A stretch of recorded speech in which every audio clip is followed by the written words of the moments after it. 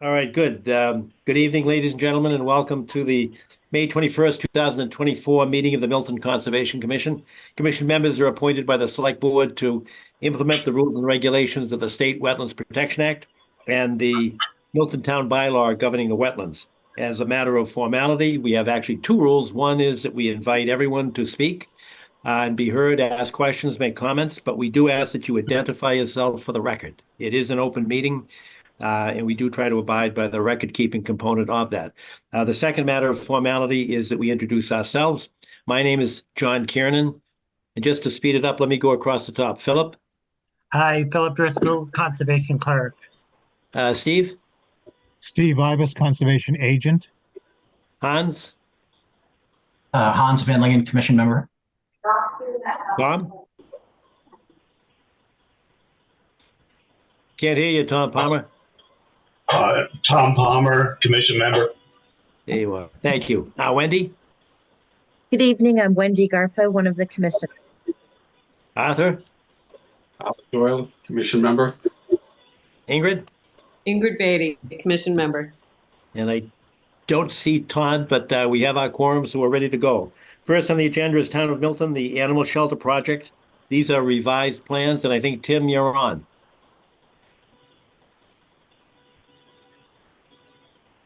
There you are. Hi, everybody. Thanks for having me. I had to turn my light on. It suddenly got pretty dark in here. Appreciate you having me. My name is Tim Zerwinski. I'm the Director of Planning and Community Development for the Town of Milton. John, should I just kind of go into it? Absolutely. This is just for the public's benefit. This is an order of conditions that we approved back in 2018 initially. Yeah, 2018, and then extended in 2021. So just to situate everyone, the town is planning on building a new animal shelter on a piece of town-owned land off of the former dump access road. As Chair Kiernan mentioned, this project got an order of conditions from the Conservation Commission in 2018, subsequently extended in 2021. The project has been a kind of a long time coming, but we are finally in a position to be commencing construction. The site's been cleared. We are in the process of evaluating the amount of ledge that we're going to need to excavate. We have a new foundation plan. We're hoping to be able to pin the foundation to the bedrock rather than excavate all the ledge and put a slab on grade, which is our plan. But the reason we're here today is there are two what I would consider to be good changes to the project since 2018. Part of the reason why this project has been so long coming is construction costs have escalated, way beyond our original estimates. We've changed to a new construction method. We're doing modular construction, and as a consequence, the footprint of the building has been reduced in size, and the size of our parking lot has been reduced. We used to have two kind of entrances to the parking lot. Now we've got one. So I submitted a letter to the commission, I believe a few weeks ago, May 9th, so maybe less than 2 weeks ago, with the stats. So an overall reduction in the building footprint from 7,200 square feet to 3,800 square feet, and the elimination of the second parking lot entrance and some walkways on the site plan, resulting in a reduction of the pavement from 8,600 square feet to 8,400 square feet, and a reduction in permanent buffer zone alteration of plus or minus, give or take a few square feet, 700 square feet. My original letter had raised the possibility of a change to— Thanks very much, Sean. A potential change to our stormwater drainage plan. We have opted to not change that drainage plan. So the drainage plan that we're going with is the same one that was subject to the original order of conditions from 2018. So I'm happy to answer any questions. I don't have our engineer with us tonight, but I think all the changes that we're presenting are net reductions in impervious surface, which I think is always a goal of whatever we do. So hopefully this meets with everyone's thumbs up. So happy to answer any questions. No, that's great. That's good news. From a procedural perspective, I think that we need to consider whether or not these are minor revisions, because if they are and we vote them as such, we can then take a vote as to whether or not to accept them and amend the original order of conditions. If they were deemed to be major revisions, then the town would be forced to file a new notice of intent. But these appear to be both minor and beneficial to the Conservation Commission and our charter to protect the resource. So a reduction both in the impervious surface of the parking lot and a significant reduction in the footprint of the building, both seem to be beneficial to the environment and the resources that we protect. There was an issue initially in the change in the drainage plan because we are concerned with the sort of the confluence of three projects going in the same area. The animal shelter, 728, which is actually, I think it's 14 on our agenda. It should be up tonight. Well, maybe just the access road component of it is coming up. And then across the street at 711 Randolph Avenue, we've got a 40B project going there. And all of the drainage, they all come together from the three projects at the intersection of the access road and Randolph Avenue, where they all daylight at that area, and then the stream flows south actually towards it's actually toward Wollaston, and then it goes underneath Randolph Avenue and goes over to the other side, and it ends up in a lot of it ends up in Russell Pond. So that was going to be a significant concern for us, but you have opted not to make changes to drainage, correct? That's correct. All right. Any questions, comments? I know Tom Palmer, you went up there and you've walked the area. Yeah, I did look at it. I do have a question. What is the drainage exactly? Does it simply vent out on the access road? So I can bring up, if I'm allowed to share my screen, I can bring up the site plan showing what was approved back in 2018 and compare it to the current site plan. There shouldn't be changes to that. So let me just share my screen real quick. Let me, no, this is, sorry. This is what I want. Oh my goodness.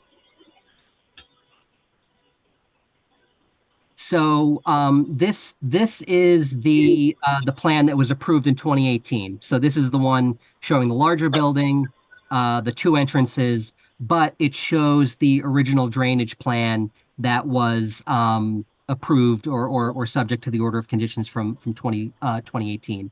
So there's a catch basin here at the corner of the parking lot that drains out to this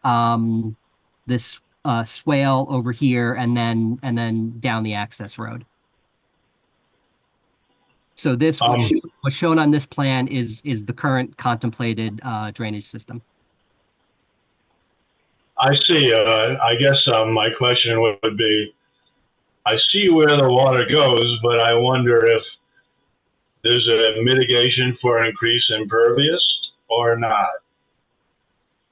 I'm sorry, increase or decrease? Well, increase on the original plan, because there's a parking lot and a building, although we know the parking lot is being reduced to the extent of one driveway. The rest of it in the building are still there. So they all drain to this point, is that right? Correct. Yeah, and generally when you add impervious surface, you have to, where it leaves a lot, you have to show that it's not coming off any quicker than before you began. So usually you do that, right? By putting in a basin or something, or I guess you could say that that swale is a basin. You're 100% correct, Tom. But that's what was done in 2018 when we approved the original plan. Yeah. I guess it's got our imprimatur. I'm kind of pleased that, for instance, that it doesn't go directly to the road, because I think that road doesn't have any drainage except country drainage all the way down, right? There are no catch basins or anything. And what's happening now on the entire road is a lot of water and material comes down from Quarry Hills and the sand piles and goes down toward the 40B that's coming in. And that also has drainage, but that one is downstream from a big existing problem, I think. And, you know, I think this plan doesn't worsen that problem any, but it doesn't have to worry about it either because it's sort of at the top of the hill. So I guess I was just curious. I'm okay with this plan. It seems to address the drainage issue by not sending it right onto the road. So, yeah, I'm ready to approve. And just for everybody's benefit, there's another drainage to the east side of the parking lot. I see a small Oh, yeah. triangle Mhm. over there. Tim, if you want to bring the hand over to that area. What are we looking at? We're looking at the small triangle. There's an outfall right up, almost have it. Let's go up a little further and to the east, right there to the east. And we looked at that when we were out there with you, Tim. Okay. And the land to the east of that falls away. So it just goes overland and has fun in amongst the rocks and the ledge in that area. I gotcha. One more question. The sewer goes out of the back of the building to the north toward it's Kathleen Drive. Is that sewer line already exist or does it have to be put in?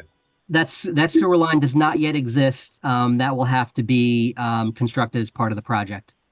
I gotcha. Well, I won't show you the pictures, but as you say, it's all ledge and boulders. And it's a good question about whether you can put anything out there without a lot of, I wouldn't call it excavation, I call it blasting. I think there's rocks plainly visible and the rocks are big and they're sitting on ledge. That's what the site is now. So yeah, it's going to be it's sort of challenging, I think, to fit a building on there so it's sitting tight and sturdy.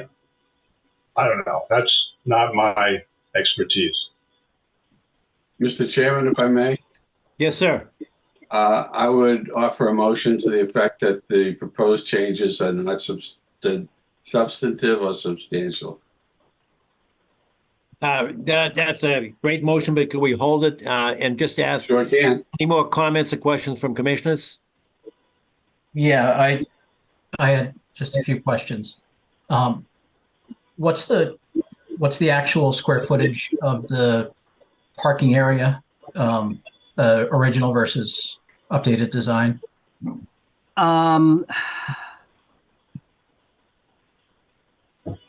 I don't have the I have a sort of a cumulative figure for the parking lot and the on-site walkways, and that's 8,600 square feet original, and it's 8,400 square feet under the current contemplated plan.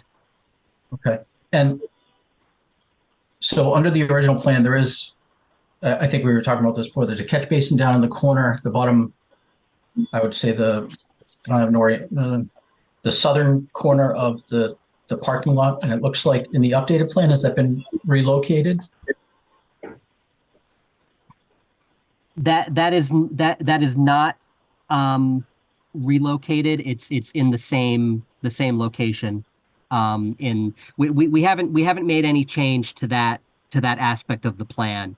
So that drainage is the same as what was subject to the original order of conditions. So the version of the plan that we got in our packets isn't all that clear. Can you bring that back up on the screen?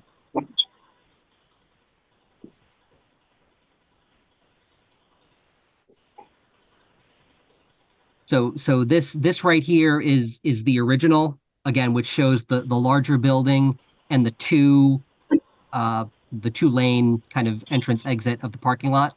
And then the next plan shows the reduced building, the reduced parking lot. This one does not show the original drainage plan. It shows a proposed drainage plan that we were contemplating. So what you're really kind of looking at is the combination of these two plans. So this is the building footprint and the hardscape, and then on the previous sheet is the catch basins in the same location, the drain pipe is in the same location, the water quality swale is in the same location. And the culvert, is there still a culvert on the other side? Can you?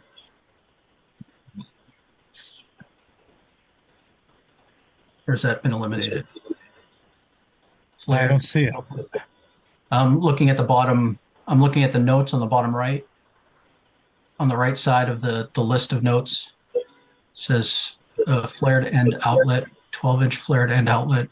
Yeah. So that we just got updated plans today that kind of combine all these. So I can put these up if you want to look at these right now. So this is, again, that combination of the reduced building footprint, the reduced parking lot, and the original drainage where that catch basin is in the same location. Okay. Yeah, this is much more helpful.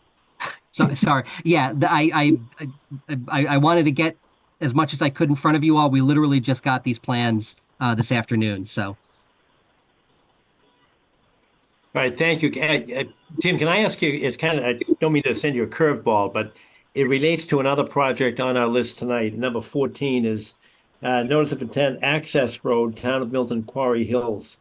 And that's part of the project, the 728 Randolph Avenue.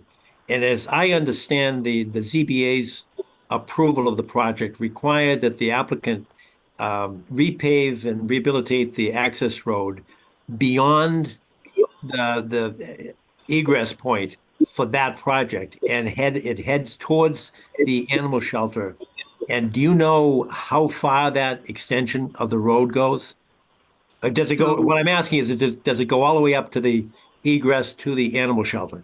No. So that project is responsible for improving the access road from the entrance at Randolph Ave up to its own driveway, which is effectively the sort of I don't know if it's the planned northernmost point of that project.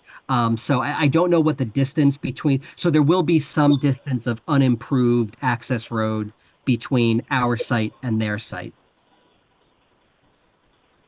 Wow. Okay. I misunderstood then. I thought that they had to go beyond their point of access and head up closer to the animal shelter.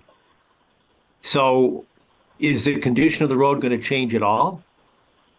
That is between the rehabilitated road for 728 Randolph Avenue and the animal shelter. Not in the near future. We obviously understand that this project is going to put not a significant amount of traffic on the access road, but more traffic than exists today. And so, we don't have a plan yet, but we understand that that's going to have to be something that the town is going to be responsible for, in the future of kind of continuing those improvements, up the access road.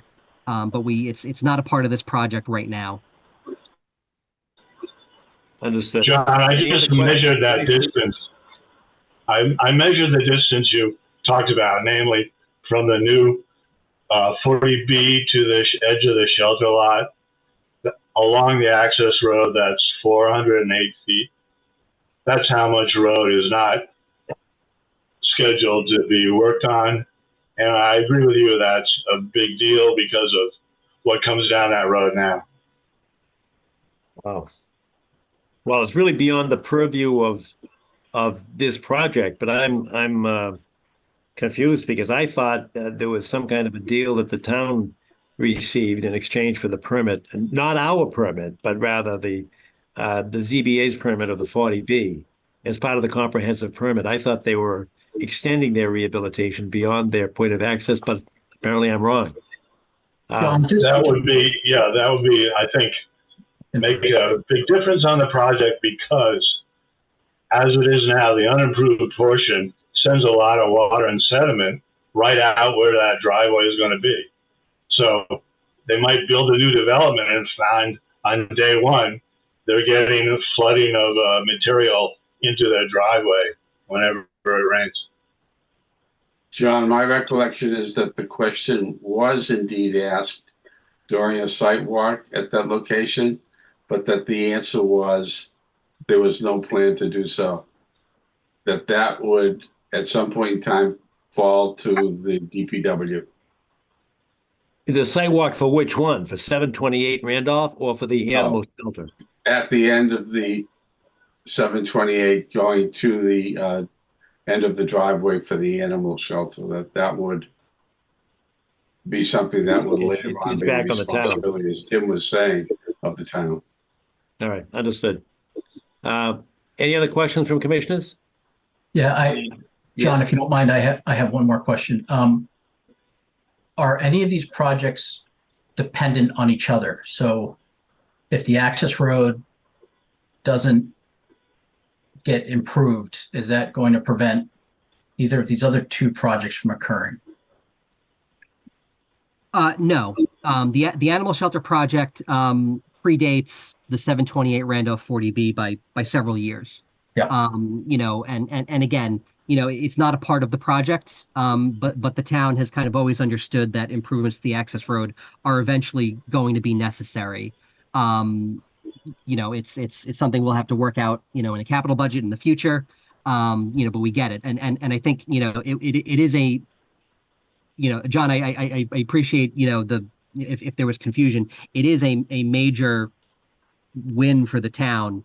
I know there's a 40B project, but the improvements that they are making to the access road are, you know, unequivocally, you know, going to create a better condition, you know, for both that project and the access road generally. So, you know, that was a part of a negotiation around the approval of that 40B and the easement that was necessary to get onto the access road to make it, you know, frankly, a much better project than what was originally proposed.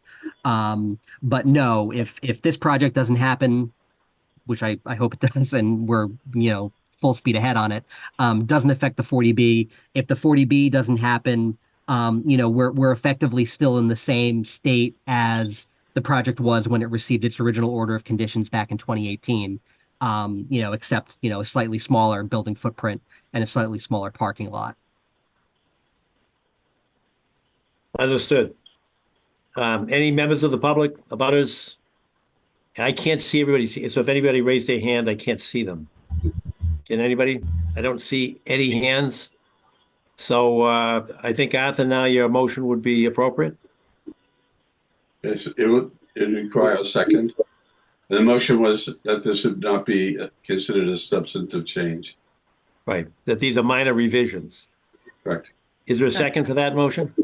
Thanks, Wendy. Any discussion among commission members? Hearing none, seeing none. We'll call a roll call vote. Hans, I'm just looking at doing this by list here. Hans, how do you vote? Yes. Tom Palmer? Yes. Ingrid? Yes. Wendy? Yes. Arthur? Yes. And I, John Kiernan, vote yes as well.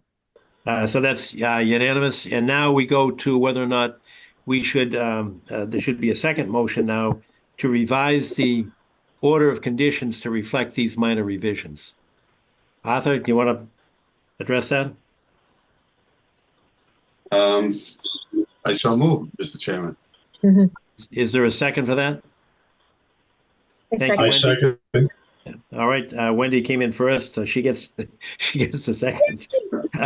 Any discussion among commission members? Yeah, can we make it conditional on receiving the updated plans? Oh, absolutely. But I thought we had. Philip, do you not have these? Not John, one from today, no. Yeah, we just got them this afternoon. So first thing in the morning when I get back to my desk, I'll send the updated site plans to Philip. for you all to take a look at. All right, I'll thank you. accept that friendly amendment from Hans. Thank you. Yeah, good catch, Hans. Thank you very much. Any discussion? All right, we'll go through it again. Hans, how do you vote? Yes. Tom Palmer, Yes. Ingrid, Yes. Wendy, Yes. Arthur, Yes. and I, John Kieran, vote yes as well. Thank you. That's unanimous. So Tim, you're all set to get the plans to us, and we'll prepare the revised order of conditions. Wonderful. Thank you very much for this, and everybody, thank you very much for the work that you do. This is a often thankless job, but I am thanking you. Keep up the good work, and enjoy the rest of your meeting. Thank you very much, Tim. Thank you, Appreciate it. Tim. All right, next on the agenda is extension permit of order of conditions at 131 Eliot. And I saw Steve Conley somewhere. Yep. There you are. Hello. Yes. Can you hear? Yes, Steve, we can. Go ahead. Yep. Yes. Steve Connolly, manager of 131 Elliott Street LLC. And as you stated, Mr. Chairman, we're looking for a 1-year extension for our order of conditions. And currently, there's actually 5 trees to be planted in different locations around the town. And currently, the DPW chair, along with, I believe, the park manager, are looking into locations that would be appropriate. And once things are determined and we get the okay, we'll plant those trees, and then we'll come in for a meeting for compliance. All right. I actually had a conversation with Chase Berkeley about this and the location for the trees. And they're large enough in terms of caliber that they need to be carefully placed and cared for. So some time and effort will go into locating the best place for them and making sure they're done appropriately. So I thank you, Steve, for reaching out for them and for them for responding so quickly. Okay. Are there any questions on the 1-year extension from commission members? I'll move on the 1-year extension, Mr. Chairman. All right. Are there any questions or comments from abutters or members of the public first? Hearing none and seeing none. Arthur, your motion, sir? Is to move for the 1-year extension. All right. Is there a second to that motion? I'll second it. Thanks, Hans. Any discussion among commission members? Seeing none, hearing none. Hans, how do you vote? Yes. Tom Palmer? Yes. Ingrid? Ingrid, you're on mute. You. Yes. Sorry about that. Thank you. Wendy? Yes. Arthur? Yes. And I, John Kieran, vote yes as well. So that's unanimous. Steve, you're all set. We look forward to those tree plantings. Thank you. Great. Thank you. All right. Good night. Yep. Bye. Good night. Next on the agenda is number 3 on the list. It's request for certificate of compliance at 1 Cunningham Lane. Do we have a presenter tonight? Hi. Yeah, this is Colin Egan. We're the new owners at 1 Cunningham. I don't have much in the way of presentation, but we're requesting a certificate of compliance. I think a little over 10 years ago, there was an order of conditions submitted. We had Neponset Valley, who did the initial plan, come and do an as-built conditions. We submitted that as long as the plans that they went through. Yeah. So there were some deviations. We've got the report from Steve DeRoche and James Nabstead. So there were some deviations. I'm looking at the letter dated April 12, 2024. So the basketball court was 47 by 30 rather than the approved 44 by 30. The location of the basketball court was shifted from the north 16 feet from the proposed location. This increased the street setback from 13.6 to 23, and it's reflected on the plan. And then the third deviation was the existing wood deck was modified to accommodate the new basketball court, and the stairway was relocated from the southwest side of the deck to the north side of the deck. Steve, Have you had an opportunity to see this? Yes, sir. I have seen it. All right. Looks great. The entire area looks very good. The surface is stable so much as it can be. There's a lot of roots at the surface toward the stream, which is to the north. All right. And the Conservation Commission was involved years ago. I'm not talking 2014, Colin. I'm talking about probably 1994 or so. Because there was concern that the second lot be preserved, the empty lot where the stream comes in. Mhm. That was pretty important to us. And I had asked Steve when he went out to look at it just to make sure that the court did not encroach upon that. I think it's lot 15. Let me take a look at the map here. And Who's the owner of that second lot? Well, originally it was the same We don't owner. I own don't it. know who sold what to whom because it's been 25 years or so. We don't own the second lot. You do or you don't? We do not. Thank you. And- I note on the town website, it says the prior owner of your house owns it. A guy named Corcoran, I think. Who knows? not any longer, I don't believe, Tom. Yeah. Huh. Well, good. I'm glad it's town ownership, I think. Why shouldn't it be town ownership if it's not going to be developed? It does have a stream going through it. I guess that's Cunningham Brook. I think so. And there were, back in the mid 90s, there were some serious flooding concerns in that area. So we were very sensitive to that lot 15. And when I saw the letter, I was concerned with that. But now that I see the plan itself, the existing conditions that's been submitted by Colin, everything looks good to me, even with the deviations. And Steve, Well, you cast your eye good. upon it. Are there any questions? Any commission members? I thought somebody would ask a question. I started to. Hearing none, are there any butters? And the letter would suggest that I think there's enough data there that it conforms to our substantial compliance with the original order of conditions from 2014. So is there a motion to issue the certificate of compliance? So moved. Thanks, Tom. Is there a second? Second. Thank you, Ingrid, for the second. Any discussion among commission members? Hearing none. Hans, how do you vote? Yes. Tom Palmer? Yes. Ingrid? Yes. Wendy? Yes. Arthur? Yes. And I, John Kieran, vote yes as well. So you've got your certificate of compliance, Colin. Thank you very much for your patience and courtesy tonight. Thank you. All right. Good evening.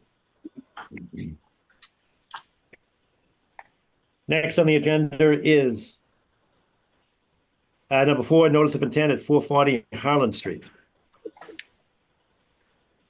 George, are you presenting on this?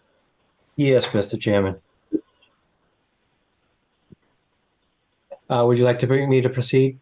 Yeah, yes, please. Thank you. For the record, my name's George Collins. I'm a registered professional engineer. I'm representing Dr. Scott Lutch at 440 Harland Street. We've applied for a notice of intent associated with the upgrade of a residential septic system. This project has been issued DEP file number 46-644. Would you, if you'd like, I could share my screen, Mr. Chairman. Oh, that'd be great if you could do that. Thanks. Okay, here we go.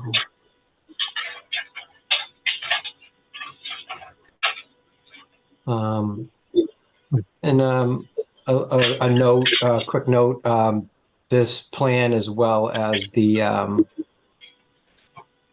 next application have been approved, were approved by the Board of Health last night. They did condition the approval on receiving conservation approval. So I was just going to zoom out here. So basically, we have Harland Street on the We right can't see hand anything, side, George. on the easterly side of the property. George, I'm sorry. George, we can't see anything. Oh, geez. I can't Sorry. edit. Me It's neither. share my. Can't either. It says he has started screen sharing on my screen, but not, I don't see anything, George. Okay, let's see here. I was all excited, getting ahead of myself. Let's see here. New share. Just try a new share.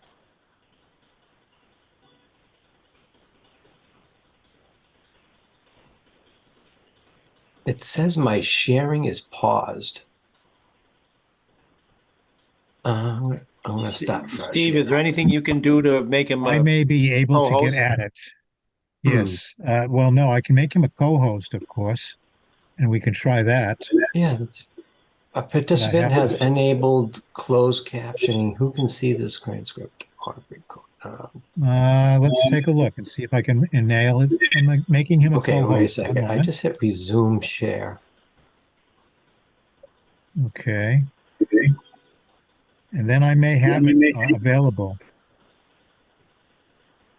Let me try.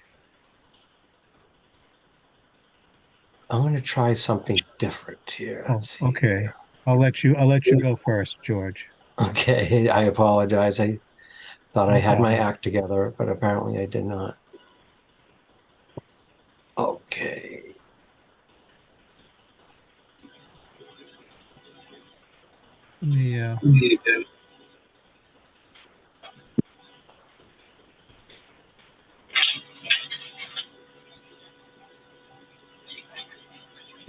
Hey, Philip, are you able to contact Sean from Milton? Oh, here it is. Thank you. Did I No, do it? we got it, George. Okay. You know what? I John, apologize. This is not a colored version. I'm going to see if I can open up the colored version. I apologize. John, I talked to Sean tonight myself. Okay. I should also say that I inspected every single one of the flags, the wetland flags that is out there right now, and they all look good to me. Could I add that I looked at the plans on paper and they're really well drawn plans, I would say. At least Yes. looking at them, they're very specific and detailed, and they're not messy either. Can anybody see my screen? I apologize. I'm trying desperately here. Oh no, we can see it. Oh, you can. Oh my. We could see just it with the red lines. You had it. Yeah, we just saw it, George. Oh Whoops. my gosh. It's okay. Take your time. The soil data is on the plan. It's very interesting. Okay, I apologize. Where are we here? Okay, I'm going to do this one more time. I was still, okay. Here we go. Share. There we go. Yeah, we can see it. I don't know. I can't. Oh, here we go. Get rid of that thing. Okay. Okay, so again, I apologize. I can go back to my little narrative if that works with you. It does. So basically, so again, so we have Harland Street to the east. This dark black line is the property line. The green line is the delineated bordering vegetated wetland it was delineated by Brook Monroe. Got the 25-foot buffer line in black. The orange line is the 50-foot buffer. The magenta line is the 100-foot buffer. And then this red dash line is the erosion control. We've spec'd out a straw wattle for that. So the entire leaching field and the new septic tank and pump chamber are completely outside of jurisdiction. The couple things that will be occurring within jurisdiction is this existing septic tank will be decommissioned. So they're just going to pump that and fill it with flowable fill right in location. And then you have the driveway here. This is all an existing lawn area. There's no vegetation removal. This is an existing lawn area. It's going to be reestablished as long when we're done. And then I have, I have a lot of my standard language on the wetland notes. Sedimentation control to be installed before work starts. Contractor responsible for implementing all Conservation Commission and Board of Health directives. The site is not located in an ACEC. Contractor to sweep the street at the end of each workday. DEP file number to be posted. Copy of registry recorded odor or conditions must be at the site. Name, contact numbers for the contractor to be submitted to Conservation. Contractor to monitor and modify sedimentation control. The applicant is not seeking the approval of the wetland line, and then equipment storage and refueling to occur outside of the 50-foot buffer. In all reality, it would probably, my intent would be if any of the equipment, I know we try to shoot for the 100-foot buffer, but that would put us up into the neighbor's yard or into this vegetation. So if we were to do any type of equipment storage, it would be right here in this lawn area. I have a dewatering pit proposed, 8-inch straw wattle for erosion control. I'd be more than happy to answer any questions that the commission, that the commission may have. I have a question. Sure. I'm reading under upgrade approval requests. You are asking for a variance from the requirement for a vertical separation from the distribution lines to the high groundwater. Yes. Normally 4 feet is required and you asked for 3 feet. The question is that something the Board of Health approved as well? Yes. Yep. I went to that meeting last night personally, and this application and the next application were both approved pending conservation approval. Why did you want that variance? If you look under here, local upgrade approval request 1 will improve surface water impacts. So that we do have surface water does drain in this direction, and basically instead of having like a big speed bump and water, having more of a shallow concentrated upland flow of water being concentrated left and right, it's going to go more straight across in a sheet flow like it is already. So, and then there is a cosmetic component. The system's about 1 foot out of the ground the way it's proposed. If we did not seek that local upgrade approval request, it would be about 2 feet out of the ground. And at that point, it would be more difficult to landscape, and it would be more of an eyesore. And again, the property is not in a water protection district. We're out of the 100-foot buffer zone. And, the property is serviced by public water supply by a water line. So there's no wells. For example, the next application, they do have an on-site well. And because of that, I did not request a water table separation reduction because of the fact that there was an on-site drinking water supply. So thank you.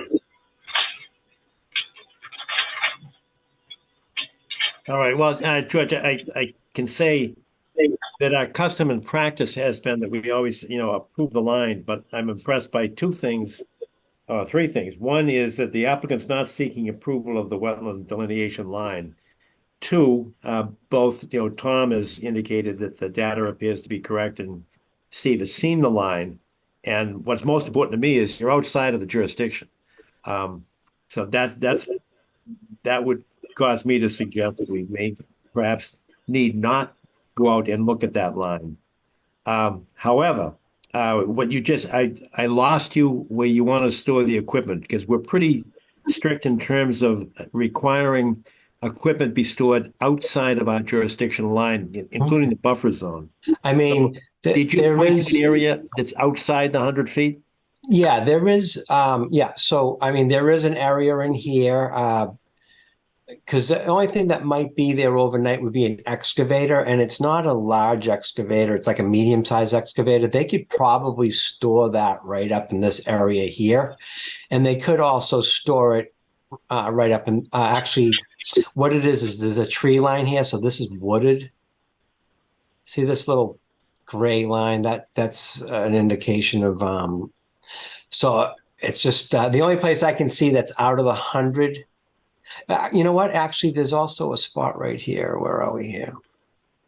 There is a spot right here. That's this whole area right in here is outside of the 100-foot buffer zone. So, so I do think we do have some options to keep it out of the 100. I just figured ask for the 50, state the 50, just because I thought it was a little more of a realistic expectation. But I would be more than happy to. Yeah, so like I said, this whole area here with the stockpile area, this whole area here is all outside of the 100. It's all an existing lawn area. So I do think we could definitely meet that condition. We'll just have to make sure the contractor is aware of that. Right, and we have sometimes had difficulties with contractors, but I thought that you were the contractor in addition to. I'm not. I do engineering. exclusively engineering and inspections. All right. Well, how about having keeping the amount of the 100 feet? We'll put it on you to ensure that that they're aware of this and they comply with it. And we should have some kind of a spill control kit. Hans, those I think that's something you're familiar with, and they're pretty simple, and it's not an expense item. It's just a precautionary device to have there. And I do know the contractor that's doing the work. He's put in probably 40 of my systems over the years. So he and I do have a very good relationship. He's a very good communicator, and you tell him what you want and he gives it to you. So, that's the big problem. Sometimes at this point we don't know who the contractor is, but in this case we do, and I can personally and professionally vouch for him. All right. Who's that contractor? Who's that? His name is Ed Hart from Ed Hart Title V Services. Thank you. One more question. The old system was sort of behind the house. Did it fail a test? Why is it being upgraded? Yes, the house is, I believe, if it's not on the market, they're getting ready to put it on the market.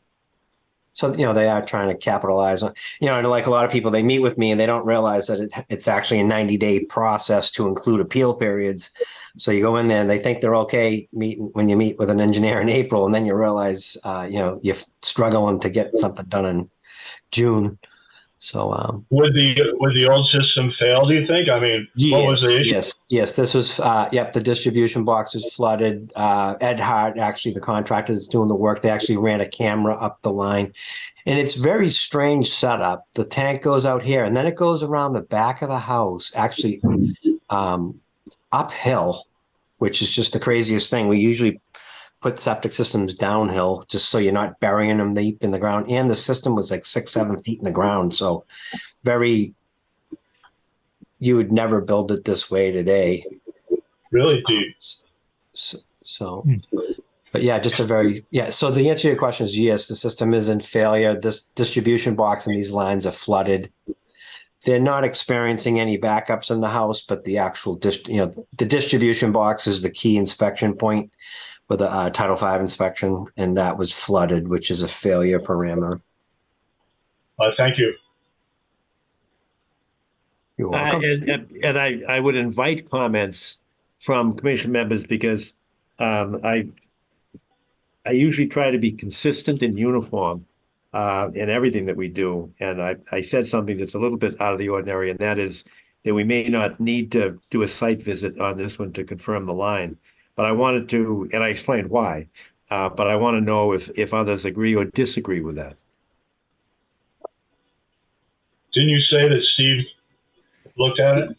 I did, Yes. but our custom and practice is that the commission approves the delineation. And I was what I said was I'm impressed because in the number 10 of the notes says the applicant is not seeking the approval of the wetland line, so it's not officially the line. So therefore, I defaulted to you're seeing the plans and saying that they were complete with soil analysis, and Steve's eyeballing and direct observation of the flags. And because they're not seeking a confirmation of the delineation, I was comfortable relying upon you and Steve. But I didn't want to speak for the commission because it is our practice to look at the line ourselves. So I invite comments from the other commission members. And Mr. Chairman, if I may, I don't know if any of you know Brooke Monroe, but she's been doing this for 45 years. And I've been working with her for about over 30 years. So when I met her 30 years ago, she had already been doing this for 15 years. So I don't know if you know her personally or professionally, but she's, she knows what she's doing. And so just food for thought. And she used to work for DEP Northeast Region. Yeah, and she's also the conservation agent for the town of Carver right now. Right. So, she's a, so right. I'm not suggesting otherwise. I'm just. No, it's more just, I didn't know if you knew her. So I just figured I would throw that out there. And I appreciate that, but I'm usually the guy that's talking about uniformity and, the consistent application of our custom and practice. And here I am diverting from it myself. So I didn't know how Ingrid or Wendy or Arthur felt about that. And I'm certainly available for a site walk if anybody thinks we should do one. Mr. Chairman, I would just observe that the thoroughness of what we've been presented with and studied here this evening, the fact that Steve's been there, is fine with me. I don't see the need for a site walk. Okay. Hans, Wendy, Ingrid? I agree with Arthur. Yeah, I did have one question. You had mentioned providing a detail for dewatering. And do you anticipate significant dewatering? No, we do not. Just a contingency. The soils were wet. When we do the deep observation holes, we go down like 10 feet. But I believe I can actually look it on the plan. We had, let's see, so that's a dewatering pit detail. Yep. So the water table is at 56 inches and we're stripping down to 60 inches. So we're barely going to be going into the water table. And honestly, when we did this last month, it was a lot wetter 6 weeks ago than it is now. So we observed some weeping in the sea horizon, but I do over 200 of these septics a year. I did 205 last year. So just since then, I'm out in the field. I do like 3 to 5 of these a week, and just this time of the year, as soon as the trees bud, the water table drops pretty rapidly. So the answer to your question is I'm anticipating little or no dewatering. If we were doing this in February, I think dewatering would come into play, but I don't think any dewatering will even be required if it's done in the next 4 months until fall. Okay. Just based on the information provided in your response, I'm good with it. All right. Did I leave anybody out? I agree. Yep, I agree. All right. All right. So are there any other questions or comments? This is a notice of intent. Are there abutters or members of the public that have a comment or would like to ask a question? I can't see the whole screen of people, but does anybody see a hand up? I do not.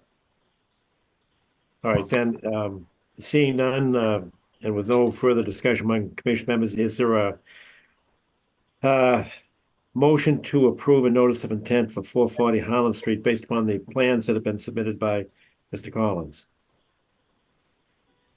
So moved. Thanks, Tom. Is there a second? I second, John. All right, thanks, Wendy. And this would be with our usual conditions, special conditions. And George, for your benefit, that's my reference to our usual ones, storing equipment outside of the 100-foot buffer zone, outside of our jurisdiction. And in this case, I think we talked about having a an extra condition there that because they're so close to the line in terms of storage, that there should be a spill control kit to protect the equipment by the contractor. Yep. I'll actually send them an email. I'll send him an email tonight. And then also it'll be in the written condition, presumably. All right. Any other special conditions from commission members? All right, hearing none, that's the motion. Is there any discussion?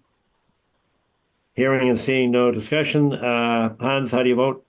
Vote yes. Tom? Yes. Ingrid? Yes. Wendy? Yes. Arthur? Yes. And I, John Kiernan, vote aye and yes as well. Thank you. That's unanimous. You've got your order of conditions. All right, great, thank you. And just out of curiosity, what would be the potential date of issuance of that, just so I can do my backwards planning for the 10-day appeal period, business day? Philip, we can probably get it done. What's today? Tuesday. The trick is not getting it typed up. The trick is getting it signed. So if we can get there, I'm going to be around Milton, so I could actually sign it tomorrow. But to be honest with you, it takes the better part of a week to get it signed. Okay, perfect. So so in about 3 weeks with the appeal period, we should possibly be able to start work. Okay, perfect. All I right. actually have tomorrow off, so I won't be in the Oh. office, but I'll start it on Thursday.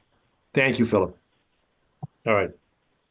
All right. Thank you very much. Mr. Collins, next on the agenda is number 5. That's 1362 Canton Avenue. Again, for the record, George Collins from Collins Civil Engineering Group, representing Catherine and Fernando Paez, 1362 Canton Ave, for the upgrade of a septic system. This has been issued DEP file number 46-645. If you'd like, I could share my screen. Let's see here. Where are we?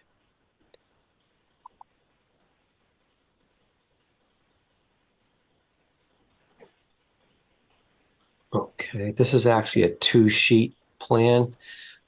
Let's see here. Where are we here? Share screen.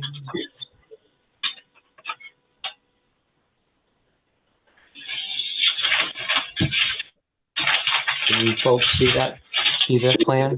Yes. Okay. So you're probably going to want to do a site walk on this one. Yes. I've been there. I know it pretty well. I've counted about 3,700 septic systems in 22 years. And this is up there as far as complexity. It's not even complexity, just a lot of obstacles. So basically, again, this is an existing single family home. This is a driveway here that leads down to Canton Avenue. There's, if I were to guess, like 4 or 5 homes that are serviced by that driveway. Just, one of those classic driveways that service multiple lots on Canton Ave. So this is on the south side of Canton Ave.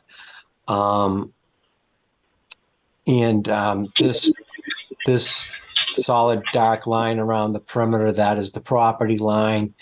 Off-site, or actually, I guess it clips the easterly corner of the property. This is a potential vernal pool.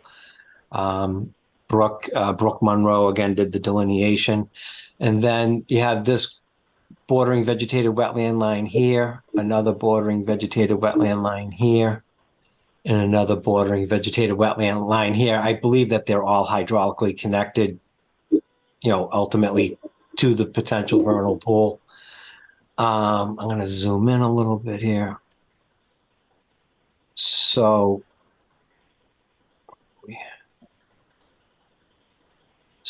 And then, like I said, this has an existing drinking water well. So we kind of, we did not do that water table separation reduction on this one. And then just as a point of interest, that this also got approved last night from the Board of Health pending conservation approval. So like the other plan, you have the bordering vegetated wetland in green. The black line here is your 25-foot no touch line. The orange line is your 50-foot buffer. And then your magenta is your 100-foot buffer. So the existing leaching field is right in here. It's within 25 feet of the bordering vegetated wetland. It's this rectangular area here. Also, the existing tank is right here. So, and then I don't know if anybody's been out there, but there's a lot of ledge at this property. So basically, we did do some probing around. We did some test holes, and what we figured the best thing to do is to put the existing tankage. I'm sorry. Put the proposed tanks where the existing tanks are. We have a septic tank and pump chamber here. There's also another tank here, an existing tank. We went to a septic tank and pump chamber there. And again, I've never done this. Again, 3,700 of these. I've never done this before, but we have just the way the site is laid out with ledge outcropping, driveway crossing, and just the way everything worked out. What I ended up doing is to combine these two systems. I'm running a 2-inch force main from a septic tank pump chamber combination over to this pump chamber, and then this pump chamber services this septic tank, and then that ultimately will pump up to the leaching field. So again, I've never done this before, but it's all very, very simple technology. Again, this has been approved. This is reviewed by an outside professional engineer, Paul, I believe, I forget his last name, Braga. He reviewed it for the Board of Health. So, it's unusual, but it's all pretty simple, time-tested technology. One thing to be aware of is that Title V requirement for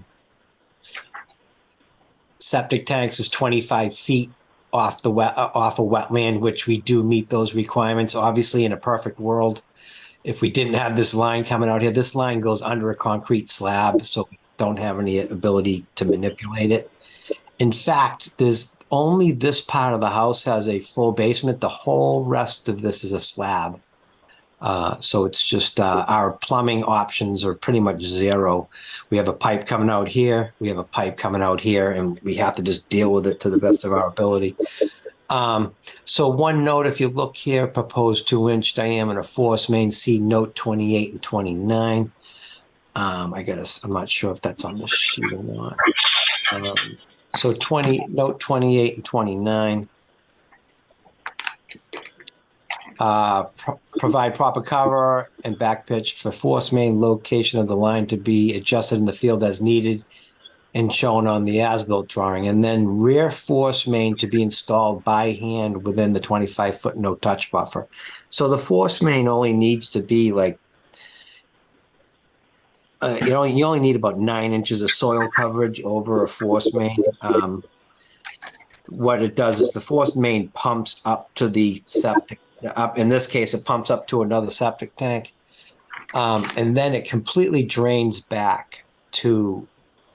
So this pump chamber will kick on every couple of days, pump up to this other pump chamber, and then it completely drains back into that pump chamber.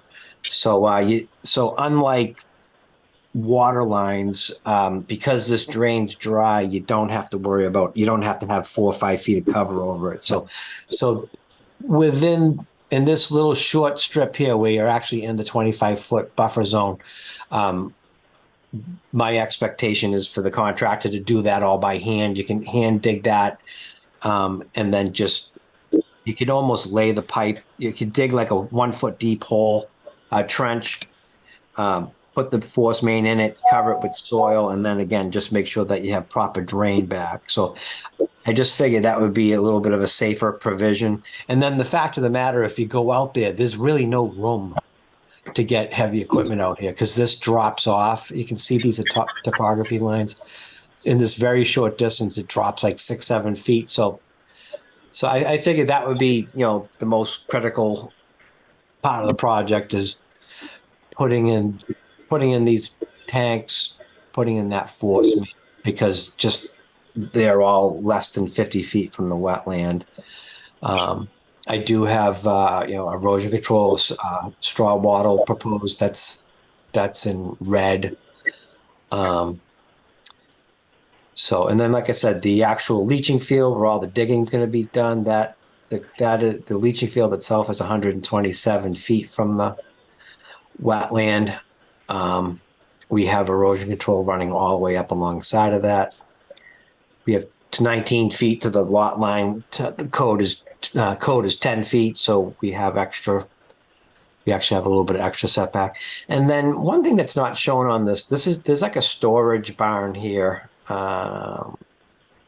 next door. So it's not like we have a residential house next door or anything. There's a storage barn there. You'll see that when we go out and do the site visit. But so anyways, I'd be more than happy to answer any questions that the commission may have. I have a question. Go ahead, Tom.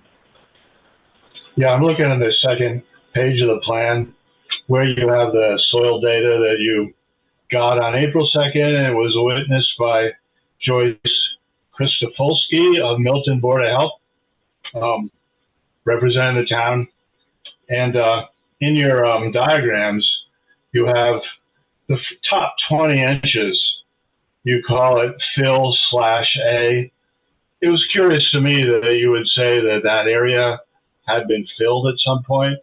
Do you think that's the case? I mean, you say it could be fill or A layer. Yeah, what it is basically from a Title V application, the A horizon always gets removed.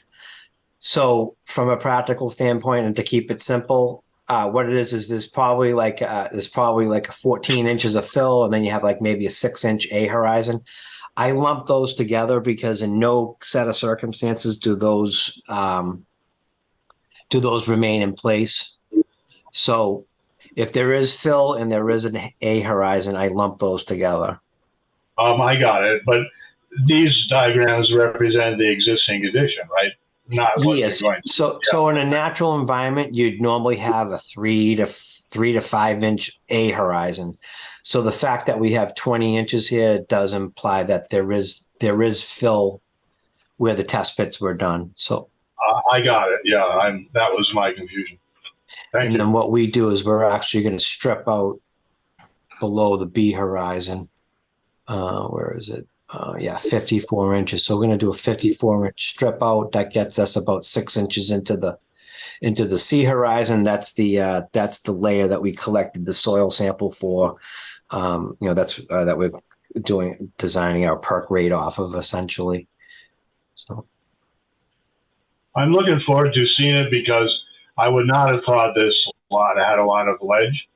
If you look up in this direction as you go out Canton Ave, you do not see a lot of ledge. You see like big meadows and fields. Yeah. It's surprising how much rock there is here. Wait until you see this place. There's ledge there. Uh-huh. George, can I ask you a different question? I'm Sure. asking about the leaching field. And I can't remember if it's the barn or the garage, but there's an apartment there and with a bathroom. And it used to have a leaching field going the other way, I guess, in a northerly direction. And my understanding was that they sold some property. So it's now been capped, so you can't use the bathroom. But if there were like a 1-bedroom or 1-bathroom facility, is the leaching field large enough to connect to that? Yes. Well, it would not be able to accommodate a bedroom, but it could function as an accessory structure. So I actually talked to the owner about that. So part of the premise of doing a septic upgrade is you're not increasing the number of bedrooms. This is listed as a 5-bedroom house by the town, and that's what we designed for. So,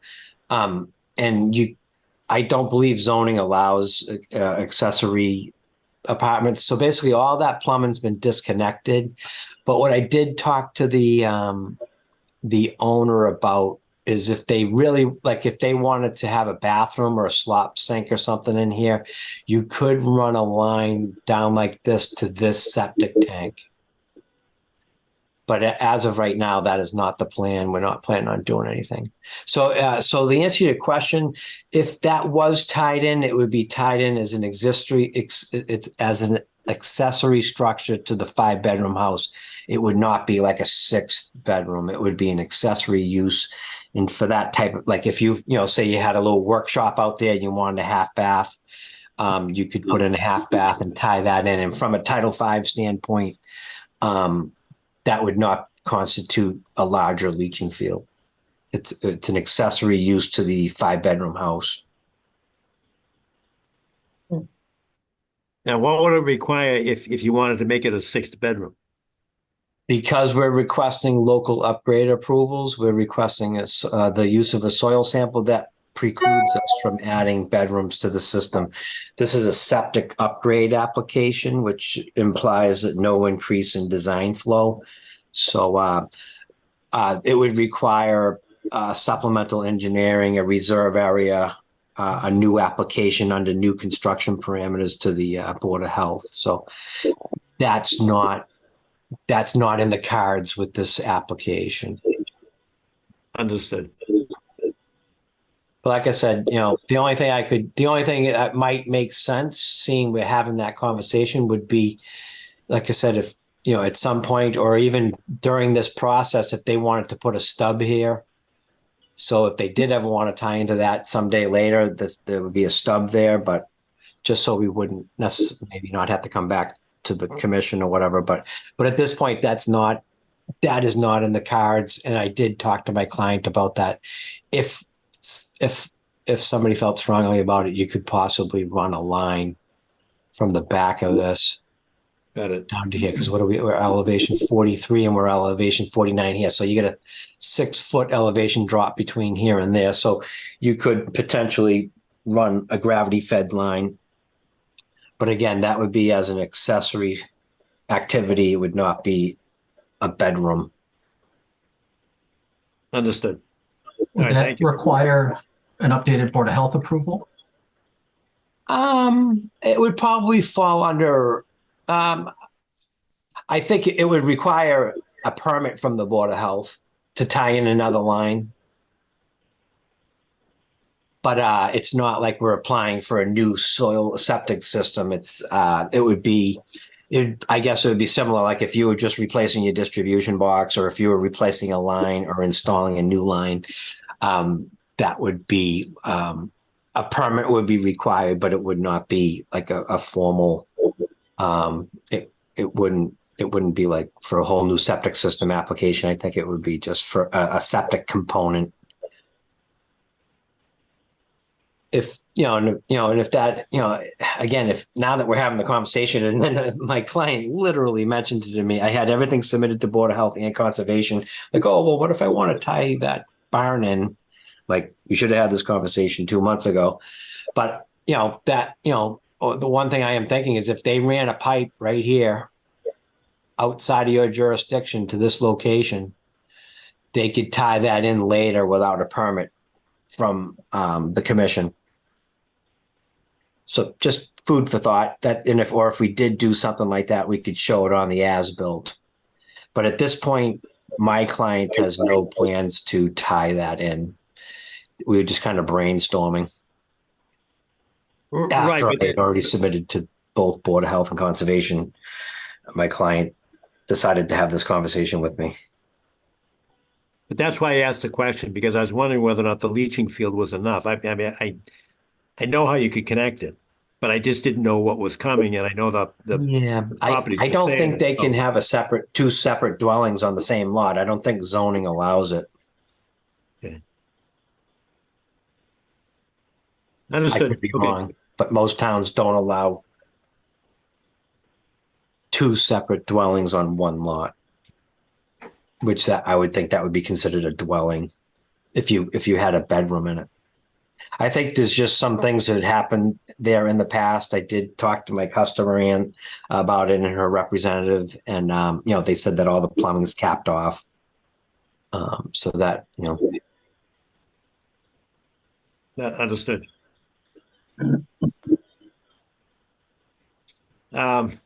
Okay. All right. So I think this is a very, very interesting site in terms of the wetlands delineation. So I really think, and that's why I was concerned with consistency. And when I brought up, not seeing the previous site, but this one I think does require or warrant a site visit. Mr. Chairman, I was out there 2 weeks ago today and noted a couple of flags were missing, George. Numbers C5 and C6, just FYI. You may want to have them put on again. And for the rest of the board as well, there's a huge amount of Japanese knotweed.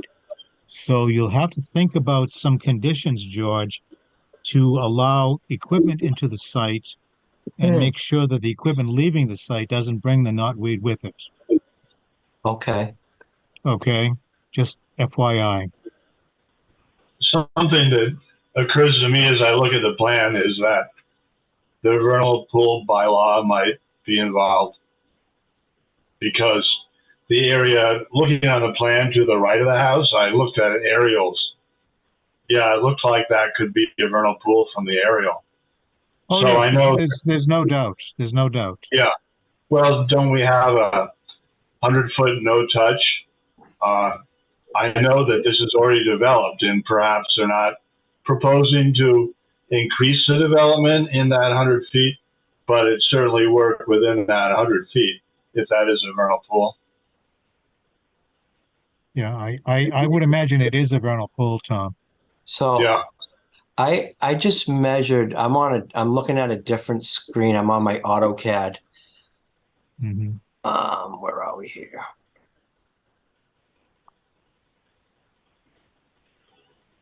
Sorry, I don't know where you are. I'm trying to get back to the, and from that tank to the potential vernal pool is 145 feet from here to here. Yeah. So Makes sense. we have, so you have the bordering vegetated wetland, but then you have the actual potential vernal pool. So you get 145 feet to the nearest structure.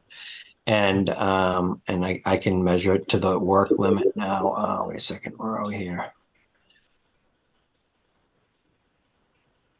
And then from that potential vernal pool to the closest work limit is 130 feet.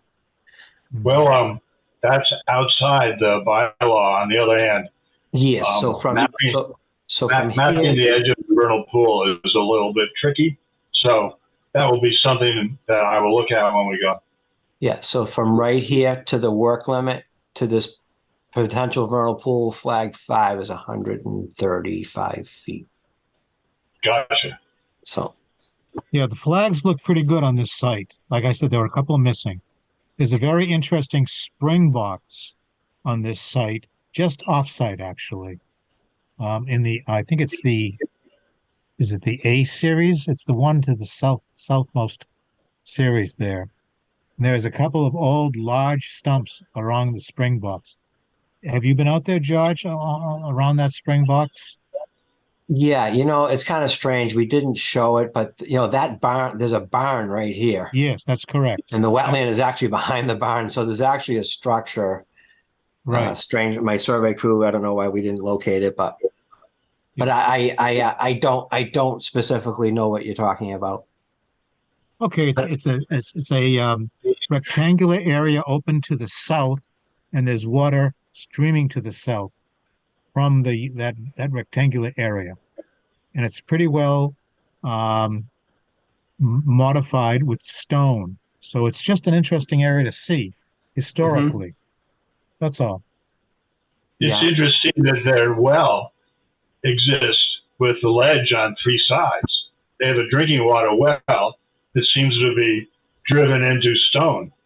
That's You usually don't expect to get water out of a ledge, right? That's but right. There it is. Yep. It's curious. All right. Any other questions from commissioners, or can we move this to a site walk And first question is this Saturday doable for members of the commission? I can do it. What's the date? 25. It's Memorial Day weekend. Yeah, I can't do it. I can't. Okay. I can do it. I'm good. I'm sorry, who said yes? I did. Uh-oh. Actually. I did too. So that's Tom, Ingrid, Wendy. No, I can't make it, John. I can't Okay. make it this week. Okay, so it's Tom, Wendy, Arthur. It does not look good. Okay. All right, how about the following weekend? That's the 1st of June? June 1? Yes. Yeah, I can do it. Okay, so Hans, can you do it? I cannot. The following weekend, June I 1. will have a hard stop at around 10 o'clock. So We can start at 8. So Tom Palmer, can you do the first? Yes. Ingrid? Yeah, if we start at 8, I can do it because I'm going to have a timing issue too, but that should be fine. Yes, it should be. Wendy? Tentatively, yes. Okay, Arthur? Yes. And I can do it too. So let's set this up for 8 o'clock on June 1st. And we can park that. The driveway entrance is right next to the Suffolk Resolve House. You just go by that and drive up and you'll drive right into the driveway. Yeah, and I'll put a cone out. I'll get there a little early. All right, that's good. That's very helpful. All John, right, if I'm I didn't ask, are there questions or comments from abutters or members of the public? Hearing none, then the assent of the applicant will continue this until June 1st, 8 a.m. on site. Thank you very much. Thank you very much. All right. You have a good evening. Thank you. All right, thank you. Bye. Next on the agenda is notice of intent 54 Rustlewood. Hi, this is Lauren Spidler. I'm the resident and owner of 54 Rustlewood. Hi, good evening and welcome. Thanks for your patience. Yes. I'm learning a lot about septic systems, but hopefully this will be a simpler discussion. I don't know if I submitted all the paperwork. So this is for a small addition to an existing porch and adding a raised deck in our backyard. I don't know if there are questions, or if it's helpful for me to pull up the plans that I submitted. Yeah, if you can do that, that would be very helpful to us. Does this back up to the brook? Yes, my backyard backs up to the brook, but we're not getting close to that at all. But I can share. This is Lauren, this is Steve Ivis, the agent. Did you send a packet to the DEP yet? So I have not. This is also, I know it's on the, can you see this? Can you see the screen, by the way? Yes. Yes, we can. I know it's listed as a notice of intent. The form I filed was called a determination of applicability because we're just adding sonotubes for the extension and then a deck, and it's not within the 50-foot. That was the form that I was told was applicable. What's the 50-foot? I don't understand that. Can you see the plan? Yeah, but our jurisdiction has not got anything to do with 50 feet. Well, so it's within 100 feet. I understand the buffer zone. Per the regulations, it's 310. Man, I can pull up my application. You're talking about the state regs, Lauren, not the town regs. Just FYI. Okay. No offense. So yeah, I understand it was within, and maybe I have the distinction wrong there. I guess I was looking at filling out the form. I was looking at the state regs. It is within 100 feet. It's not within 50 foot. But if there's further notification I have to give to the state, I I can. And in filling out the form, I didn't see that as of the determination of applicability form. I didn't see that as a requirement. No, that there is no requirement for our RFD Okay. for the state. That's correct. But it was set at a notice of intent. I made a So- mistake. It's a termination Okay. of it back. It's a typo on my fault. It's my fault. It's Okay. on NOI. Okay. Sorry. No issue. No issue. But are we measuring 200 feet from Pine Tree Brook or? No, we haven't gone through that yet. Well, let's just see what the project is, because I'm thoroughly confused now, because I thought we're talking about Pine Tree Brook. We Yes. are. So Pine Tree Brook is in the back. So the edge of my property at the end, there's actually like this fence that was there. We bought the property. Brook's on the other side of that. So if you can see, again, everyone's looking at the site plan that's on the screen, right? Yes. Yes. And the brook itself is the gray shaded area to the right-hand side, John. Yeah. Okay. And this is, obviously this is my house. So the 100 within the middle of the house cut. This is the 100-foot line. This is all existing. I'm adding 30 inches to and then adding the deck. I'm just stumped as to why this is not a notice of intent. I mean, the jurisdiction line is 200 feet. It's not 100 feet. That's So the correct. whole thing, everything's in the jurisdiction. Yes. From the brook. That's correct. Ms. Swidler, what you might not understand is that the Pine Tree Brook is, it's a different type of, it's not just a BVW or a wetland.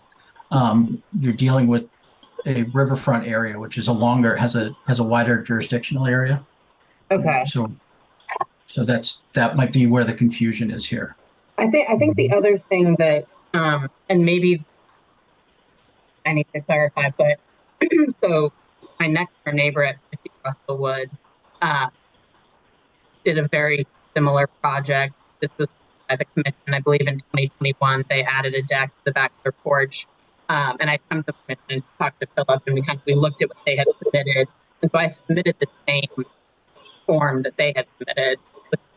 I don't know. I mean, I might have provided information on the plan, but and if there's a conflict between the town regs and the state regs, as of the type of project that I was doing, and it being not within the 50-foot, yes, you still need approval by the commission under the regs. It's a form to fill out given the project. And my next door neighbor had done the same exact thing that was approved by the commission a few years ago. Ms. Whitlock, can I ask if, I don't know if it's your speaker or not, but you're really breaking up. I don't know if the others are having a hard time hearing, but I certainly am. Yes. Yeah, I have a problem as well. Can you hear me any better now? Or Yes, much better. Yes. okay, I'll talk closer to the computer. Do you need me to repeat what? If you would, yes, please. Oh, so I apologize if there's a longer form that needed to be filled out. When I had gone to the commission initially, or to Philip at the DPW to get the information, my next door neighbor at 50 Rustlewood had done a very similar project that was approved by the commission in the last years, and so I used the same form and information that they had submitted that was approved, and because it was a project of a certain type per the state regulations, with not crossing over the 50-foot line. Yes, it's within the jurisdiction of the town that needs the regulations that needs to get approval by the commission, but that per the state regs, this was the form to fill out. It was WPA Form 1, Request for Determination of Applicability. And so that's what I submitted. If there's additional forms I need to submit, I'm happy to do so, but I don't think, project doesn't change. I don't know if there's additional information you need given that it's Pine Tree Brook versus a different stream or water feature. And for the commission, it looks like there's just sonotubes hitting the ground. Is that correct? That's correct. Yeah.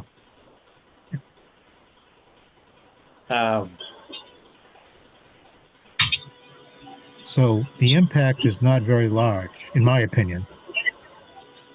Just Yeah. Well, and again, I don't want to make it sound like we're form over substance, but I don't know where you're getting your jurisdictional form information from, but it's very definitely within our jurisdiction. oh yes, And I don't know what the 50-foot significance is that you're referring to, because we just need to see how close you are, and if you're changing the impervious surface. So why don't we get into that? Because I don't know what you're doing, and I don't know if it's going to change the impervious or the pervious component of your backyard closest to the brook. And I don't know if it's going to require, any kind of a drainage. It's not it. I don't think you're going to have a problem with it. It doesn't sound like a bad project. So don't misinterpret me. I'm not trying to put form over substance here, but I'm just trying to make sure that we know how far away is the brook. So the brook is, I guess, if this is the new, and I could pull up like We can't hear you again. I'm sorry.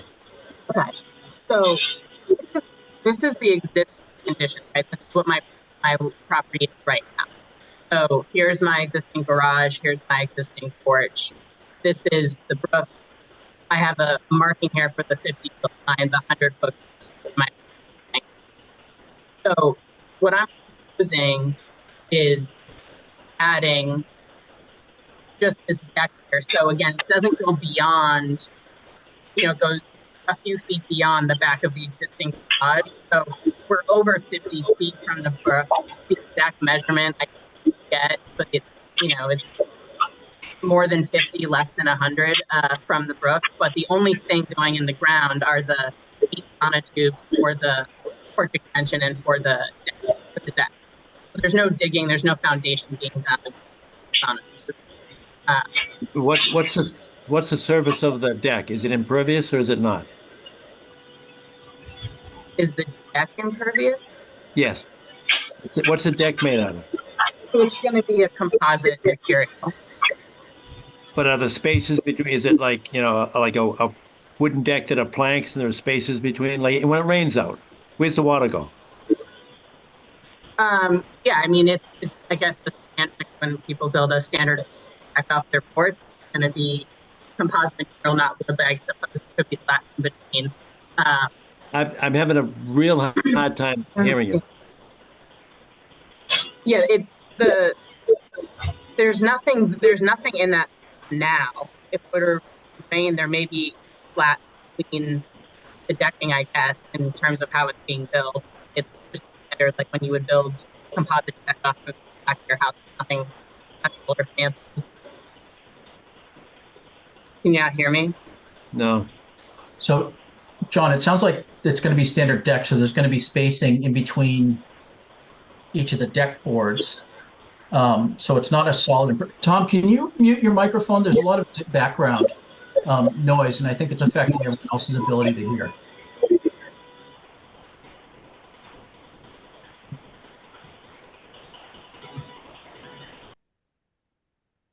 Is that better? Yes, it is. Thank you. Okay. So it sounds like this is a fairly standard deck that has space in between. It's not, and correct me if I'm trying to misinterpret what's happening. It sounds like it's a raised deck that has spacing between the boards, so it's not a solid, completely solid surface. Right. Yeah. It's planks of wood. May I ask what is going to be underneath? Or aside from the sonotubes, are you going to leave that as grass, or what's that? Is it going to have stone or anything like that underneath the deck? We hadn't discussed plans to put anything. I mean, if there's a recommendation for something that's preferable, but grass, or if for some reason adding stone is better, we'd be amenable to that. We hadn't discussed specifically what would happen underneath the deck. And what's the height? How high off the ground is the deck? I don't have that exact figure. I mean, it's not probably quite 6 feet, but it's probably 5 something. I mean, I could get that figure and follow up, but it's what the existing height of the porch is. So we're just building off of that. Well, John, does that that's what we help need at as all? part of the plan. We need to have those specifics. I'm trying to think of, unless it has it here. Oh, you probably can't see. I don't think, again, I can share this again. This kind of shows it from the side view, but I don't know if it has the height here that would be. Oh, sure. Hmm. Yeah, that's an image of it, but I'd have to get that. I don't know. I don't know if the way I'm looking at this, I can't tell exactly what that height is off the ground, but it's whatever the existing height of the porch is. All right, well, one of the things we'd like to do is take a look at it. And again, I know I'm probably sounding like a form over substance person, but we do need to, if we're going to approve a plan, we have to know what the plan is. So we need to know, if in fact, I think we're presuming that it's just like a plank kind of deck, Yeah. like most decks are, and the water would drain between that. But it Correct. does make a difference if you're shifting water, particularly, towards the brook. How does it get there? And do you have to slow it down? Do you have to put in like some kind of a catch basin? And this is it's not a huge cost. It's just a design issue, but we need to know what is the design. So if you could ask I guess you're using an architect, but we need the details of, how high, how wide is it? How long is it? What's the square footage? How high up off the ground? How many sonotubes? How far apart are they? Yeah. And I think clearly there's some missing. I think the sonotube, like the plans that I submitted have the number. If you need to have measurements for how far apart, how high the deck is, the square footage is on here on the plan of 24 by 14. But I can certainly provide any other additional information that would be helpful. Or if it's helpful. What you're going to do? Why don't you give us a plan as to what you're going to do with the current grade? Are you just going to leave it as, grass? I don't know if the grass would grow. It's going to be shaded. If you're going to leave it dirt, put gravel in there. Because we're just concerned with, runoff and erosion that close to the brook. Again, they may sound like complicating factors. It's not a big deal. We just need to know what we're approving. And Okay. maybe we could take a look at it, and we won't delay you because I think you've already heard we've got a meeting. It's a public meeting on June 1st, Saturday morning. And we could stop by if it's okay with you, and just show us where it's going, and then we can eyeball it. It really helps a lot if we actually see it. Okay. And if you could get that data to us and just stay in touch with Philip and get that by the 1st of June, we'll be in a position to vote at that time. Okay. And again, apologies for I'm sure the architect and my contractor can speak more intelligently about it. And in terms of what's happening underneath the deck, I don't have a preference for that. So if the commission has a thought about what's better, then I'm happy to do whatever's better to be underneath the deck. But maybe that's helpful to when you come out and see it. I don't know what would be the preference. No, Okay. we just want to make sure that like the water right now, when it rains out, the water goes into the ground.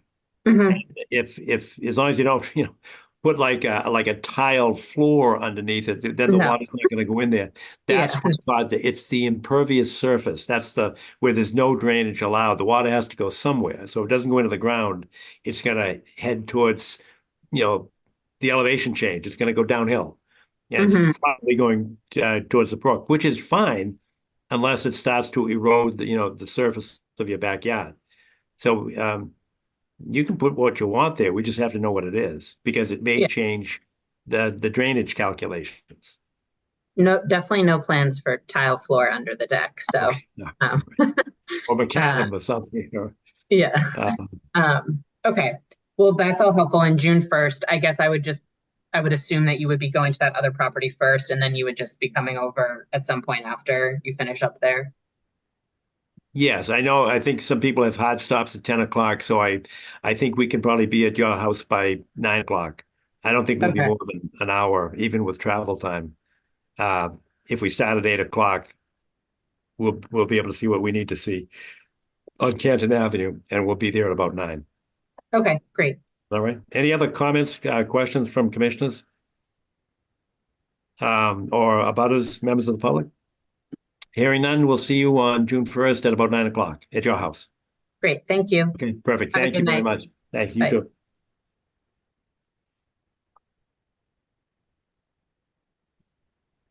Next on the agenda is amend order conditions for the drainage infrastructure maintenance and repair at Blue Hills Reservation. Hi, can everybody hear and see me okay? I just want to make sure after that mishap that you guys can hear me okay.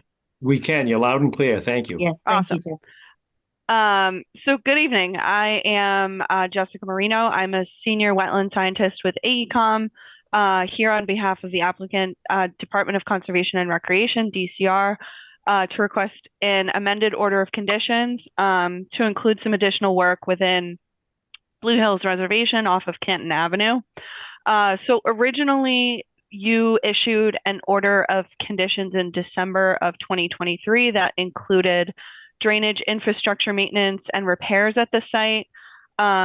Since the issuance of the original order of conditions, DCR has designed some additional upgrades that include the creation of a formal and accessible trail, as well as replacement of an existing bridge between the north side of a parking lot and Great Blue Hill Summit Road that crosses an intermittent stream. And I can go ahead and share my screen in a minute, just so we can all orient ourselves and actually see what we're talking about. But currently the area contains a narrow and uneven dirt path with a lot of exposed roots and tree roots, and a makeshift bridge that was constructed from leftover timber guardrails. So not a great formal bridge by any means.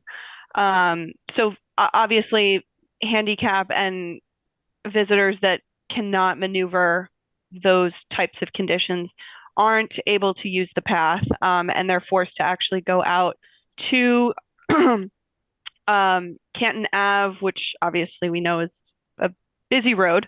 So the new trail that DCR is proposing to construct is going to be 6 feet wide, made of stabilized stone dust and a water permeable organic binder. And the new bridge they're proposing to create is 28 feet long and 6 feet wide, and will include transitions to trail surfaces at each end. The project includes 129 square feet of bank impacts and approximately 9,200 square feet of impacts to the buffer zone. Once the trail and bridge are completed, DCR is planning to replant with approximately 5,400 square feet of native trees and shrubs and appropriate seed mixes to mitigate for all the buffer zone impacts.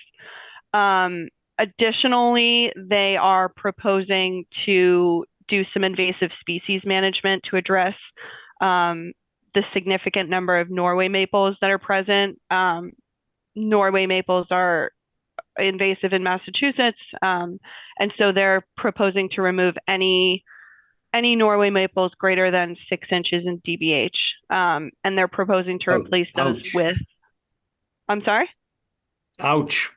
Yeah. But they're planning to replace those with native tree species. So hopefully 1 and 1. works out. So I'm happy to answer any questions that you have about the project. We have some other folks present on the call. Barbara Farina, the project manager from DCR, is here.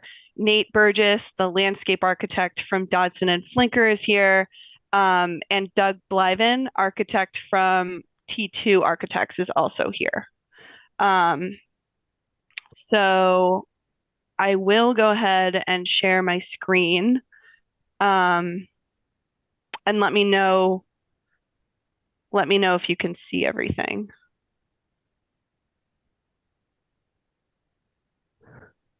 If the site plans are coming through okay.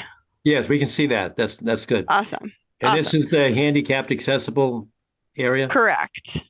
Yep. So gray underneath are the existing conditions. So you can see the intermittent stream running underneath the existing wooden bridge.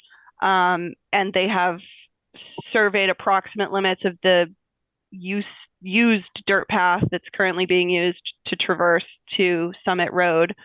And on our proposed conditions, you'll see a more formalized path that begins at the parking lot with a new van accessible handicap space. It will traverse in kind of a swale, sinuous curve to the new bridge. They'll construct the new bridge, tie it into both ends of the trail, and then the end of the trail comes out on Summit Road. You know, I'd be very interested in looking at the specs. I'm sorry to do this, but we've got other areas that we're looking at handicapped accessible trails, and we're having problems with one of them in terms of stone dust and whatever the binder is that we're using. I'd be very interested in looking at your specs because we're looking for help in some other areas. So the stone dust paving spec is right here. So it's a 3-inch depth of crushed stone with 3-inch stabilized stone dust, and then native plantings on either side of the trail. And Jessica, I can jump in and speak to the product. Sure. So the material that's the basis of design is a stone dust that has and my name's Nate Burgess. I was introduced earlier, the landscape architecture. The binder is called Organic Lock. And so it's a permeable binder that is, they advertise it as in double ring interferometer infiltration rate of 0.85 inches an hour average. We've used it on other types of projects, and some of the civil engineers that we've worked with have said that it can be comparable to loam in terms of that infiltration of that material. Of course, it's on a compacted base that's similar to road base. And so it's not, the same as planting soil by any stretch of the imagination, but it is much more permeable than some of the older forms of stabilized stone dust that may be what are being used on other projects, because there are impermeable binders that were used commonly with stabilized stone dust in the past.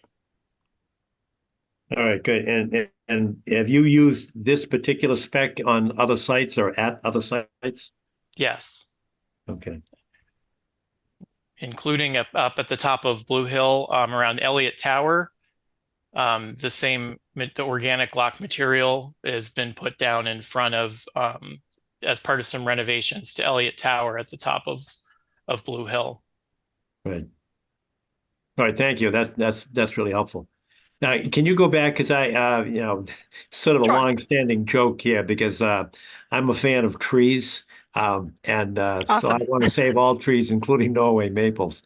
And the running question for us is that how long do you have to be here before you become a native species? And I guess it's somewhere in excess of 300 years, because I know that Norway maples have been around a lot. But when you're talking about removing them, how many are you talking about? And if I know you said anything over 6 inches, but are you taking down trees that have got, 12, 18, 24 inches caliper or in diameter? And if so, are you replacing them with what? I know you said native, but are you talking about replacing a 24-inch tree with a 3-inch sapling? Yeah. And Jessica, I'll speak to that too. Sure. It's less than 6 inches within the limit of work. So the rather than any tree greater than 6 inches. So the idea is I that, apologize. I misspoke. I misspoke. Yep. Yeah. Less than 6. I meant, and I said more. I apologize. Okay. So the trees that are in the survey are the circles, filled in circles on the plan, and it captures pretty much all of the trees that are there that are larger than small saplings. And so the trees that that we've indicated, there's like 2 or 3 trees that are within the shoulders of the renovated trail that will almost certainly have to go in order to do the trail improvements. That would be larger than 6 inches. And then the intent would be for saplings and smaller Norway maples that are in the understory within the limit of work, that those would be removed.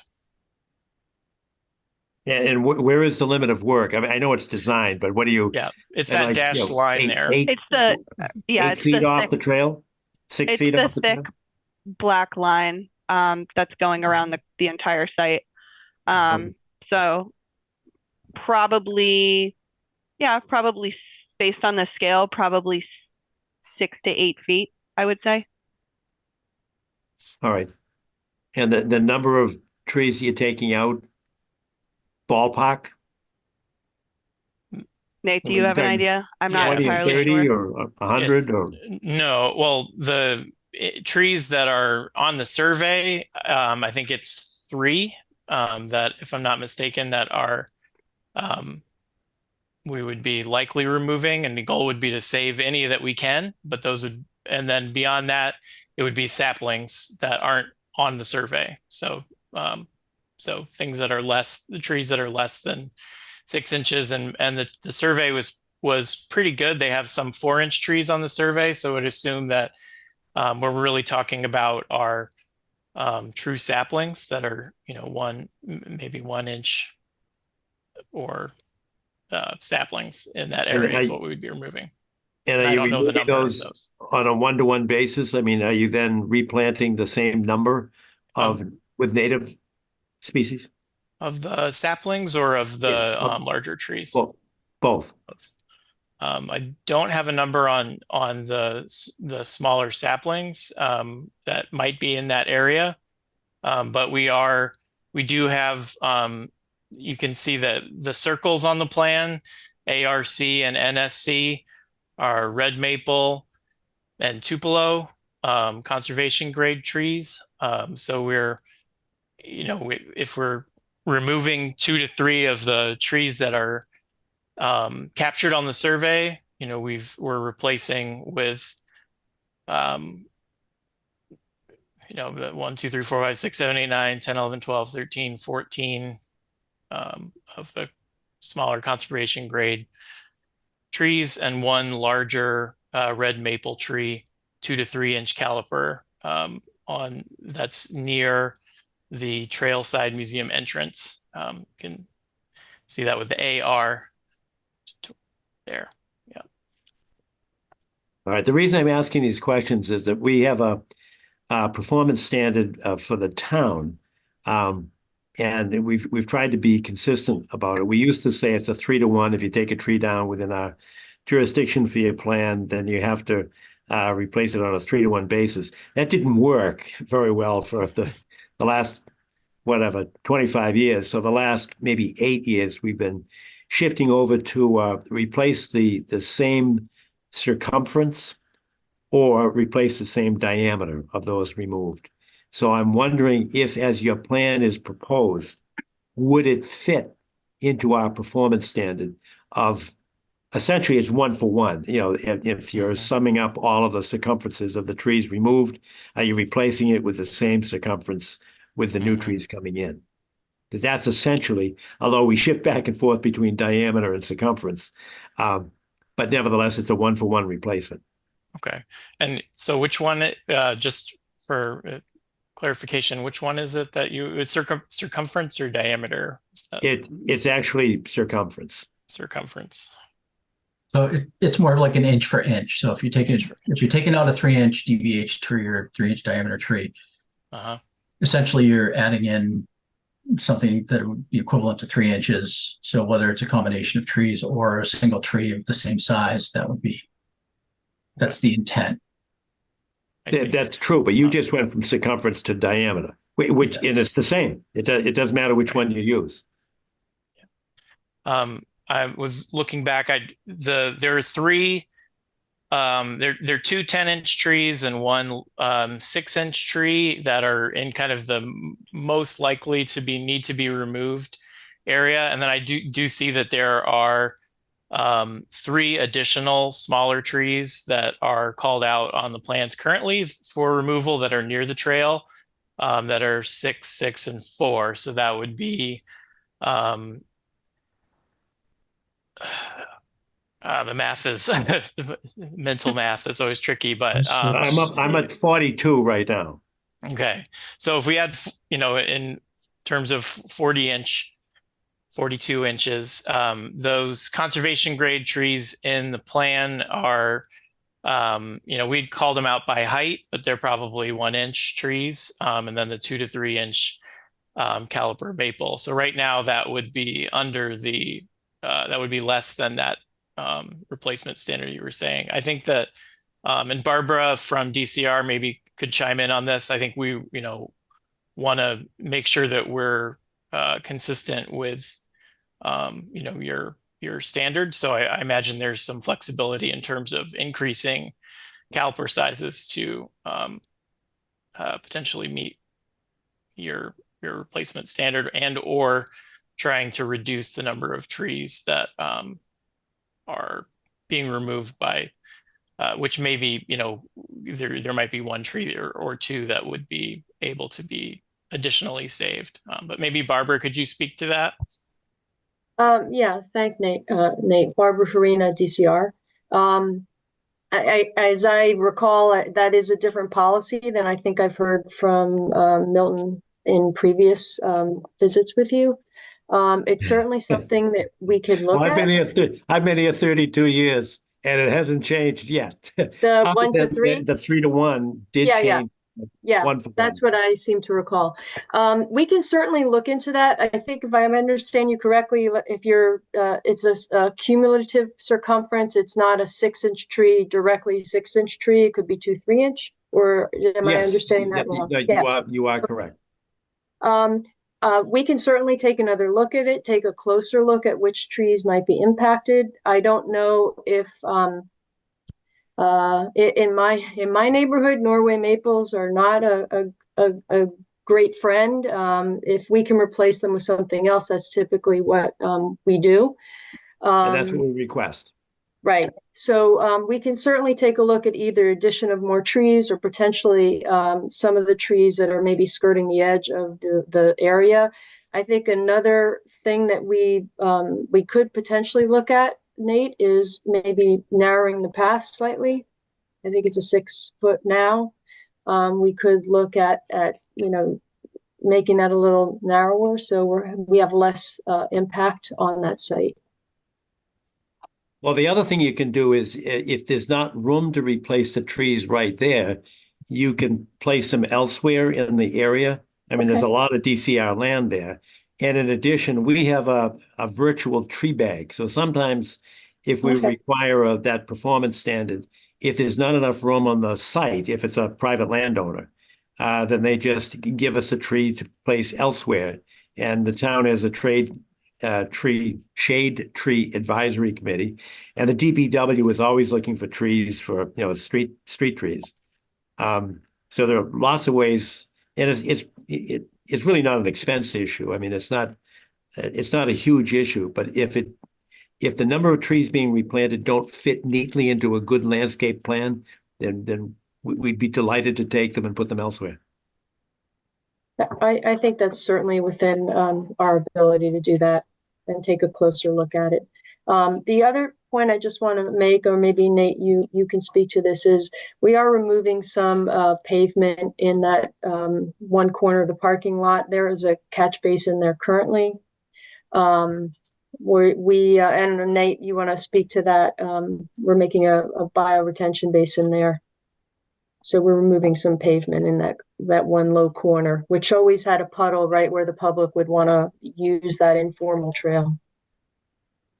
Yeah, so the corner that's the north is to the left on this plan, with Canton Avenue on the bottom of the plan, and the northeast corner of the parking lot currently is all asphalt and has a catch basin.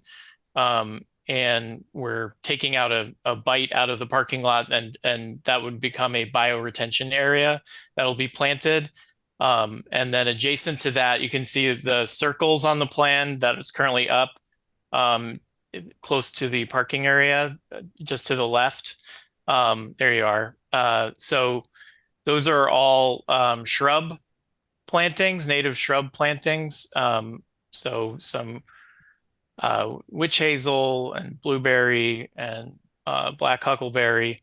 And so those would be on the border of a new bioretention area. And you can see that where the WM is would be a wetlands seed mix within a created bioretention area that would where there's currently a catch basin. So that would be, one of the benefits of the project is making the current drainage, which goes right into a catch basin and then into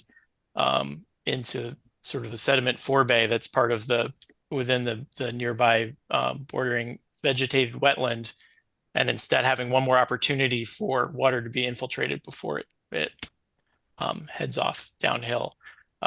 And I guess the question with that is, with those native plantings and the 3-to-1 ratio, whether there's any, does it extend to, say, witch hazel, which is sort of shrub or tree, depending on how you look at it, or some of those shrubs and ground cover plantings that we are putting in. Well, when we changed our performance standard from the 3-to-1 to the sum of either the circumference or the diameter on a 1-to-1 basis, in the old days on the 3-to-1 in that era, we had another performance standard that said you don't have to replace a tree, but you could replace a tree with, I think we had 6 shrubs for one tree. So we had another ratio. It got a little bit more difficult when we changed about 7 or 8 years ago to this equalization of circumference or equalization of diameter. But yes, indeed, we do acknowledge and encourage and invite shrubs as a replacement for trees, as well as trees being a replacement for trees. So you can get, if you're counting trees, you can get credit for the shrubs that you're putting in there in that area. Did that respond to your question or not? Yes, thank you. Okay. And Barbara and Nate, this is Steve Ivis, conservation agent. I remember talking with Ollie, who was working at DCR, I don't know, maybe 3 or 4 years ago, about this very path. And if you keep it 6 feet wide, then you have room enough for 2 wheelchairs to pass at the same time. I think that's an important consideration. Yeah, I agree with that, Steve, wholeheartedly. And I should have said something when you're offering to narrow it. I mean, the key for us is the handicapped access. That's a big deal for us. That that was our intent.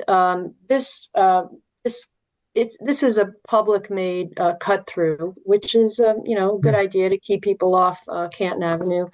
But we did a site walk with Greg Rudolph of the Adaptive Hiking Group, and he brought this to our attention that when he brings groups of usually young adults up who have mobility challenges, this is a very difficult area, and they end up having to go out in 138. We also did a walkthrough up at Eliot, and that's kind of how it again brought to our attention that they were taking groups there in wheelchairs and finding it really difficult to get over to the building. So we're taken that to heart. We've worked on Eliot. We have another section of that Eliot Circle Trail designed for construction. And hopefully we have a larger plan to complete that whole Eliot Circle trail as a universal access path up at the top there.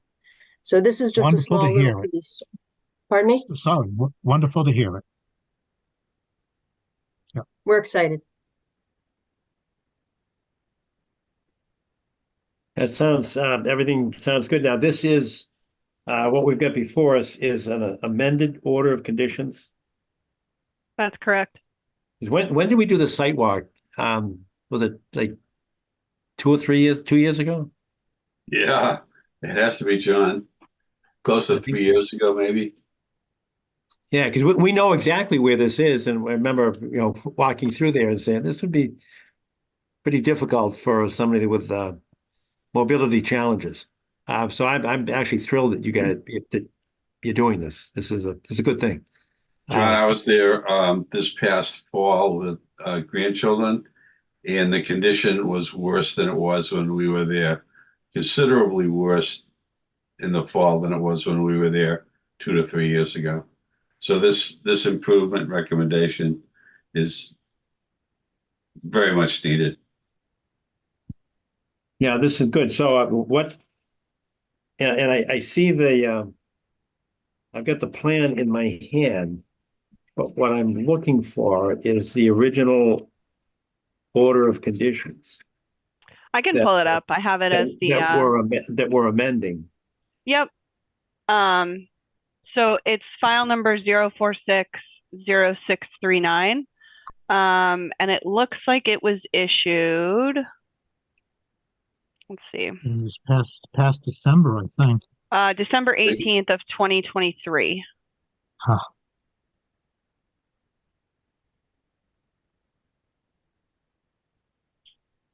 Happens to be my birthday, John. That's the day after my birthday. Oh, really? Cool. Yeah. Happy birthday, Jessica. Thanks. Almost half birthday. Yep. 12/20/23. Okay, so I do have that in my hand. So and we've gone through this tonight, that if these are minor revisions to the order of conditions, we need to take 2 votes. One, that they're minor so that we can make the revision.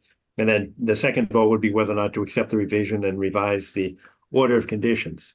And it's good to have them as minor revisions, because otherwise you'd have to file a new notice of intent. So I would suggest these are minor revisions. They're good revisions. And that in that format, we could keep the same order of conditions and then vote simply to amend it. Does that make sense to you? Yep. Okay. Yeah, and I think that's what we're looking to do, rather than to file a new notice of intent. All right. So and I think we can come to an accommodation on our tree replacement policy, our performance standard. It seems like and we can look further into whether the proposed, because we are proposing quite a number of shrubs. So I think with the shrubs and the new native trees that we're proposing, I think we'll be in compliance with that performance standard of the diameter to diameter removal versus replacement, but we can confirm that. All right, that's good. So on that basis, is there a motion to? John, I have comments. What's that? Oh, yeah. I'm sorry, Tom. Go ahead. Just as far as the placement of shrubs go, I like the way they're all next to the parking lot, because that's a southern exposure. That's where the light will be available. Other areas may be darker. But I have another comment. I've used this area often for many years. And whenever I go to that parking lot with the intent of going up the road to the summit, I never use this area. And I think hardly anybody does. Where they go is they leave from the east side of the parking lot, where there's a trailhead of the walk-cut path, and that cuts off this whole corner and goes up a slope and connects with the summit road. And if people are coming down the Summer Road, that's the point where they see the parking lot and they cross through. And that path is not improved, and it goes over a much more significant grade than this path. And it is badly eroded, and there's a place where water comes out of the ground into it. At any rate, I would say that this isn't the end of the story as far as figuring out what to do with this connection, because this trail is great for handicapped access, in part because it's nearly level. But I would say few regular users of the parking lot and the Summit Road are going to even know it's there, because they all take the walkout path from the parking lot to the Summit Road. Tom, Arthur, you confirm what I said about the erosion. And John, I think we go back to the point where we were first here when Judith was with us. So maybe 4 years, whatever that may be worth. But Tom, I will say that when I was there in the fall for a good part of a day, this trail was very well used. Where are people going to and from?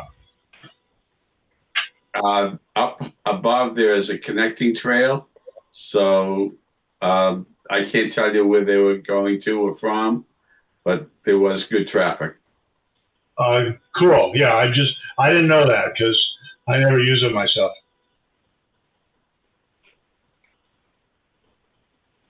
All right, any other thoughts or comments or questions from commission members, or actually members of the public, whether they're abutters or not? Or commission members, thoughts, questions, comments? Hearing none, is there a motion first, because there need to be 2 votes, that these revisions to the order of conditions would be minor revisions? I'll move accordingly, Mr. Chairman. Is there a second? I'll second it. All right, thanks, Hans. Any discussion?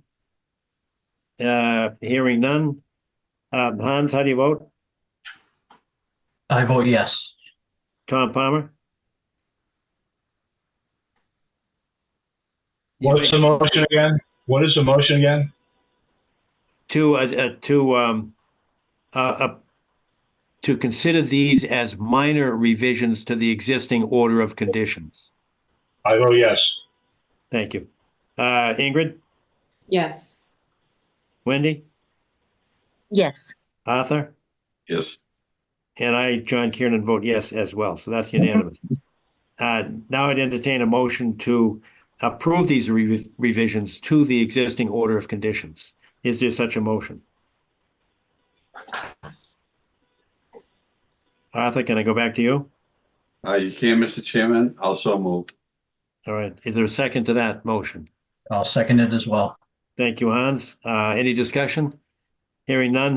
Hans, how do you vote? I vote yes. Tom Palmer? Yes. Ingrid? Yes. Wendy? Yes. Arthur? Yes. And I, John Kiernan, vote yes as well. So that's unanimous. So you got your order of conditions. And thank you very much. It sounds like a great project, and thank you for doing what you do. Thank you very much. Have a good night. All right. Thank you all. Good night. Thank you. Number 8 on the agenda is no parking signs at conservation land next to Pine Tree Brook. This is in the area of the lower Guile Road field. And I don't, I apologize. Deborah, do you want to say what your idea is? And it's not a new idea because you brought it to us before, and I think you've got 100% support, but why don't you tell us what you're looking for? Okay. Thank you so much. I really appreciate it. So a couple things. One is I was hoping we could do a nice sign, maybe even in the spirit of the ones that you have up, which are really nice, those Wood Conservation Commission signs. But I realize that might not be doable.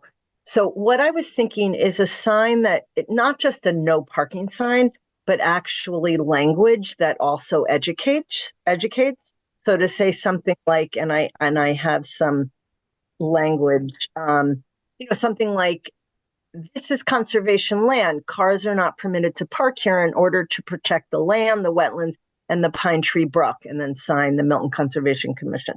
I know at the head of one of your trails, on the Parkway, you have a trailhead that goes towards Pope's Pond. That's on Blue Hills Parkway. And there is a sign with a lot of like information on it. So, so there are two locations I was hoping for signs. One is next to the bridge, but there's another area where Elm and Gulliver meet, and the neighbors park there for extra parking. It's also like a grassy area. And I do have some pictures as well, that I'm hoping, if you don't mind, if I'm allowed to share my screen. Oh, of course you are. Yeah. Okay, great. Thank you. Do I have screen share powers? I think you do. If you don't, Steve can help. Okay. Yes, you should have them already. You got it. Okay, there we go. All right. So, can you guys see this? Okay. Yes. Yeah. So let me actually, right. So this is a view. If you're standing at the edge of the field, right? This is looking towards the bridge. Can you see the bridge in the background? Right Yes. here? Yeah. Okay. So it's baseball season and spring sports are back in the mix. And this is conservation land. All of this is conservation land. And the cars are parking there very frequently, and they leave tread marks and they leave patches of grass, and it gets muddy. So let me start over from the beginning because it's kind of a mix. This is a view of the cars with the bridge in the back. And so directly on the left is Guile Field. And you can see this is also, I know it's paved, but this is also conservation land. And the cars, there's overflow parking because there's no parking for anyone. And they park on conservation land partly because there's no room, but part anywhere else, and partly because there are no parking. There are no parking signs. So this is another example. And if you could see on the lower left, you see how the dirt is mud and there's a tire track on the lower left. So this is an example after it rained. This is the photo I showed you. This is also a view looking down the end of Guile Road. These are the cars all parked opposite. And you could see that green is the conservation land and they're parked on it. And then this is the path. If you're facing the bridge, again, those are cars parked there. More cars. Okay, so this is the green patch with the bridge behind us. And you can see this is what happens after it rains. They ruin the grass area. Here's another day that I took a picture, and you can see on the ground the grass is, chewed up from the cars. Here's another one, another day. You can see the grass looks a little better because I think it's earlier in the season. You could see the cars. This is a close-up. It's actually a video, but this is a screenshot of the video. You can see the tire tracks. This is after a particularly bad parking day a few days later where all the grass is just from the cars. So, I mean, you get the hint. So here's the thing about all of this. This is actually just one area. And as I said before, there's another area, which is the Gulliver and Elm clearing where the neighbors park as well. So I'll stop sharing my screen. Thank you. So and for the benefit of the commission, Deborah wrote and then spoke to Philip and to me, and I immediately called Chase Berkeley, and he said, "I know what you're talking about, and we'll help." And Deborah, for your knowledge, those Conservation Commission signs that you see around town, they're actually, now they may have become cheaper, but I think they were what, Arthur, $1,000 a piece. That's about right, Mr. Chairman. Yeah, it's a lot more money than I expected. But we asked DPW to see if they could get some signs, and Chase first said, yes, I can do that. And then he called me back a couple of days later and he said, listen, what about the language? Instead of saying just no parking, what about saying no parking, this is conservation land? So he had, all right, maybe you spoke to him, I don't know, but No. he had the exact same approach. Now, he didn't have all the language, and I can't give you verbatim what he said, but it was clearly, don't park here because it's conservation land and it needs protection. And I said, that's a great idea. And to my knowledge, he's gone ahead and ordered those signs. I don't know where they are in the production. I should have called him today, and I apologize. I'll call him tomorrow and I'll send an email to you. That's great. And the other commission members. Mr. Chairman, do you this may think that- help. I'm sorry, Deborah, go ahead. Sorry, Arthur. Do you think they're going to be those metal signs, or do you think they'll be sort of fitting in with the land and the trees? If you want Not me to to be guess, I'd say greedy, metal. not to be greedy. I suspect they're metal. I don't know that, but I think that may be a cost issue as well. Because Okay. the wooden ones or the ones that we had made were pretty expensive. But somebody had a comment or a question. Yes, it was Alpha, John. Yes.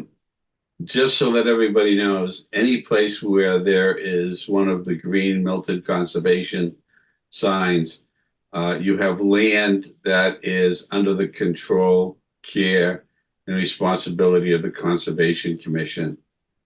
And that is either by the action of town meeting or by deed, or both. The lands in those photos, and Deborah, they're extremely helpful, spot on. I go down there periodically, and the area has to be remediated, and I think most people agree.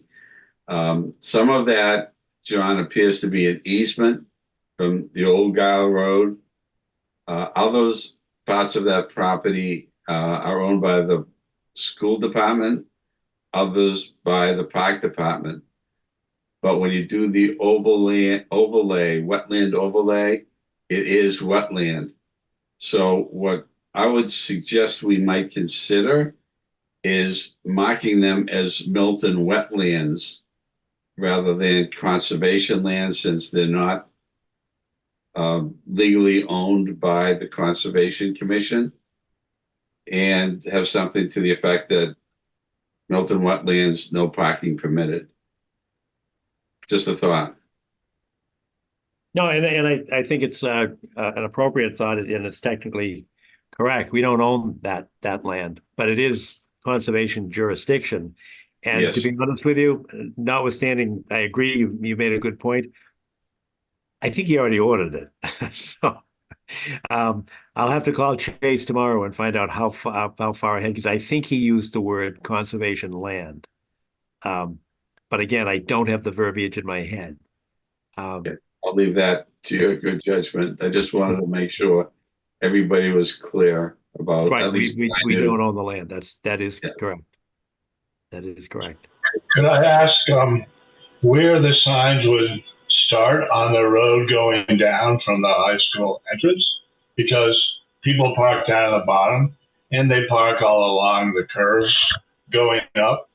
And it seems if you want to keep cars out of there, you could put a gate there and it wouldn't matter whether people read the signs or not. There is no gate and people do drive down. And I'm just wondering if people will get down to the bottom, see the no parks in signs, and park on the curve going down. So where are the signs going to go? Yeah, they're going to go at the edge of the grass. And the next question is, well, people are going to park there anyway. So can we call John King and say, can you get the police department to ticket people? So it's going to cost them to violate the no parking signs. The real answer to your question came up in the permitting process for the Lower Guile Road, the artificial turf field. And as part of the park department's plan, there is a fence going in there. And again, we all know that that's, under appeal, both in the Superior Court and in the DEP. So I don't know where that plan is going, but part of the plan is to put a fence in, which would actually actually practically enforced the no parking ban because you couldn't get through the fence. In Where would addition, that be? Where would that be? it's on the plan that was submitted by the park department. It runs in Deborah's pictures. If on the ones that you saw, the green grass to the right where the cars were parked heading into the woods, as you look towards the bridge, it runs all the way down the macadam side and would prevent cars from going into where the green grass is. And in addition to that, Hans has made this point several times, that there should be some kind of a gate that prevents any kind of vehicle, whether it's a car or a ATV, going through that pathway that runs parallel to the brook out towards Blue Hill Parkway. And I think Hans brought that up a number of times. And I think the park department has agreed, at least in concept, to put that in. But I think that's also part of the full plan. So the fence and the gate that you're talking about is all part and parcel of the plan, which is now held up. What about if we put aside that plan and ask, where are the signs we're talking about now going on the length of the road between the brook all the way up to the high school entrance road? Will they go all the way up to the high school entrance road, or will they? I don't believe so. I don't believe so, but I do expect to get a call from Chase, and he's going to say, "Hey, John, where do you want these signs?" So I think that we should have a plan. I mean, in my mind, I had envisioned that they would go down in the area where Deborah's pictures showed the cars parked, but that does not include all the way back up towards the towards the high school. But yeah, and she had pictures showing people parked all along going back up. Did you, Deborah? She did, yes. Yeah. All right. Well, I guess what you're saying is that we'll put them down at the bottom, but we won't put them on the road going up. Well, that's what I had in my head, but I never actually, I never expressed that thought. So now it's open for us to talk about. I mean, where should they go? So, may I share my screen for a second? Sure. Let's see if I can do this. Is that the wrong one? Wrong screen. There we go. So here's the GIS map. So I understand there's, can you see my screen? Yes, we can, Hans. So my suggestion would be this is where the pavement stops. I would maybe suggest having a no parking beyond this point right here. So that would be a sign that would be consistent with the ownership of the conservation, whether it's Gower or not. And this area here, which is conservation, I believe. So this is part of the Pine Tree Brook taking, and this is the area that Deb was indicating, and have a sign facing outward here that provides more information on, not parking in conservation land. Hans, where you have your cursor right now, that's wetlands, but it's not owned by the Milton Conservation Commission. So right, that's a Pine Tree watershed easement. Oh, it is. So it's not. I was confused about that. And see where the triangle is? This right here? That's owned by the school department. And then in back of the triangle, that's owned by the park department. If you move the cursor down the screen. Yeah. Town of Milton School. Yes, right there. That's owned. This is owned by the park department. Park department. So this. Yeah, that's the town. That's the select board. This Pine Tree Brook. So this whole path, because there are other signs at the end. Oops, sorry. If I switch to, sorry. There is a sign here at the path. The hockey stick is ours, is the Conservation Commission. See, you know what I mean by the hockey stick? Yep, I understand. Yeah, you're right. That's the blade. And the handle of the hockey stick goes up towards Guile Road along Blue Hill Parkway. That's Conservation Commission right there. But there is a sign here that says conservation land, no motorized vehicles, something along that effect. Good. Because it's not really to conservation split protected hairs, land. but since we've been splitting hairs the whole time. Yeah, so, okay. But I mean, to be consistent, I mean, having a sign here that says no parking beyond this point seems like an easy fix. Could we ask Deb where she thinks the sign should go? Yeah. What do you think, Debbie? I welcome others' input. I agree with Hans.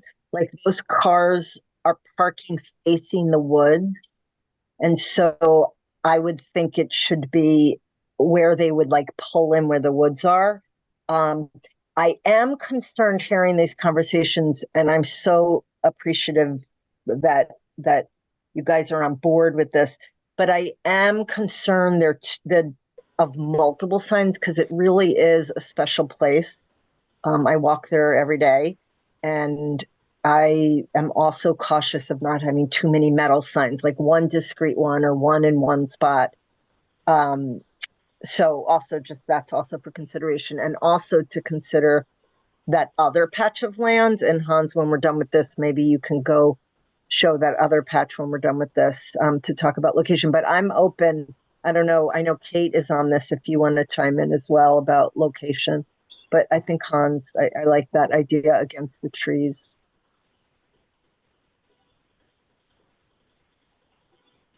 Kate, did you have a Ms. comment? Burke, you're on mute. Yeah, can you move the screen up a little bit? Do you see where that little red box is?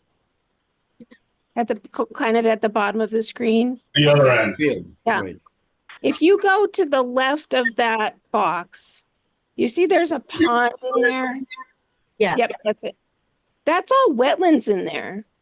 Yes, we know And there are that. That's cars been parked. redefined.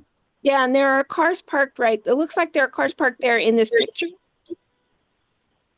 That Those area. are cars. What are they? Those are cars, yes. Yeah, so that area actually is very, very close to flagged wetlands in there. The flagged wetlands are not just that pond that you can see, but maybe like a foot away from the cars. That area needs to be flagged as well. And Deb has got pictures of that area too. You can't just see it. You can't see it very well. But I would suggest if you're looking for wetland signage, this would be a really relevant place to put it. I think that's a good point. Okay, Yeah, and I agree. Thank you very much. The wetlands overlap map that I saw with Alan had covered that area, regardless of whether or not there were cars parked there.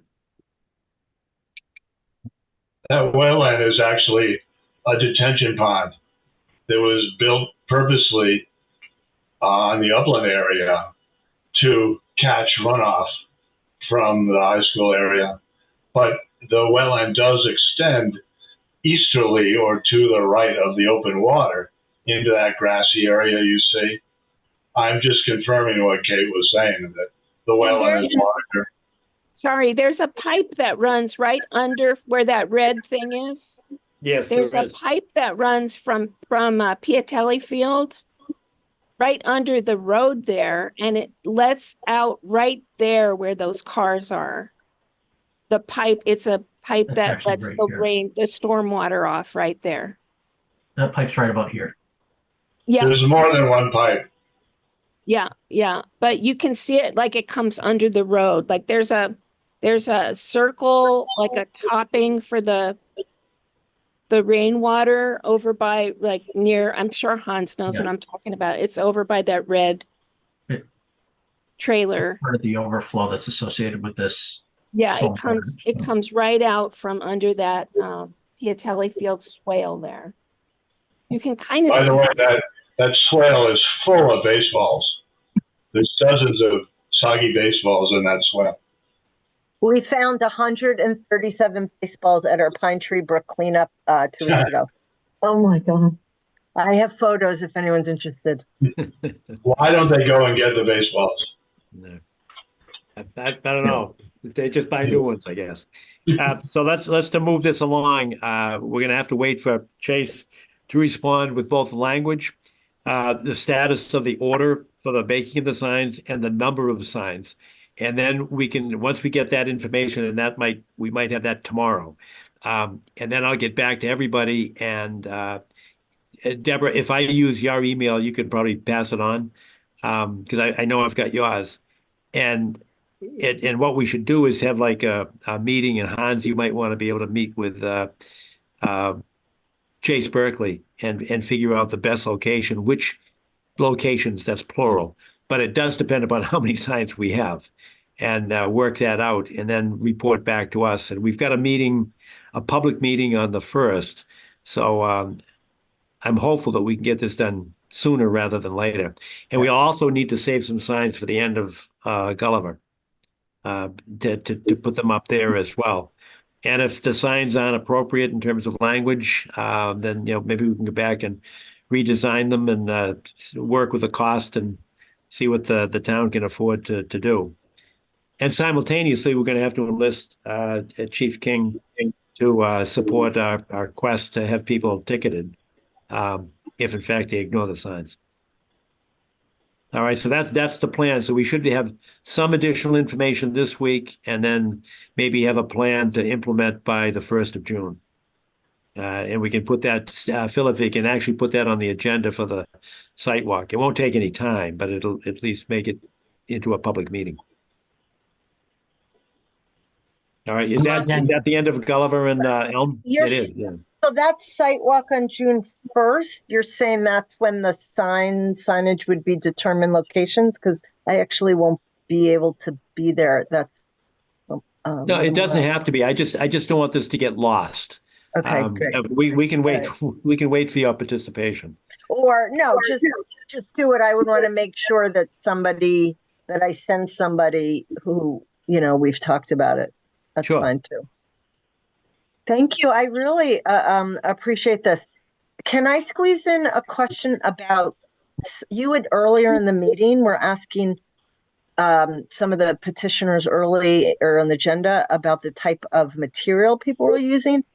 And since we're talking about the wetlands, and feel free to say, we'll talk about it another time. What's the material in Donovan? I noticed they put in new material in Donovan Field next to the lower Guile. Do you know what kind of material, and do they have to go through Conservation Commission for permission?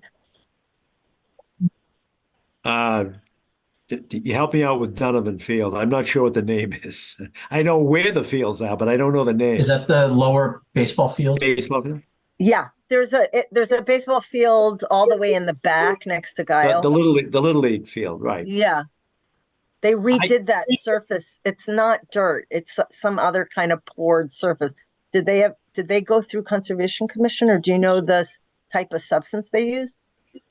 Because that's right in wetlands too. I confess that I didn't know when it went in. We got involved when they tried to put a sign in the wetlands. They wanted to put this scoreboard in the wetlands, and there was a backhoe sitting there overnight, and somebody called it in, and then I went down there, and Arthur, I don't know if somebody else went down there. Hans, it might have been you. And I said, "What are you doing?" And they were digging a hole in the wetlands. So that's the first time I realized, and actually we did look at some of the field, and the fence along the first baseline is right up against the wetlands. So that one got by us, or it got by me anyway. I don't know if anybody else has a different memory, but I don't remember anybody asking to. No, it was just a couple of months ago it went in.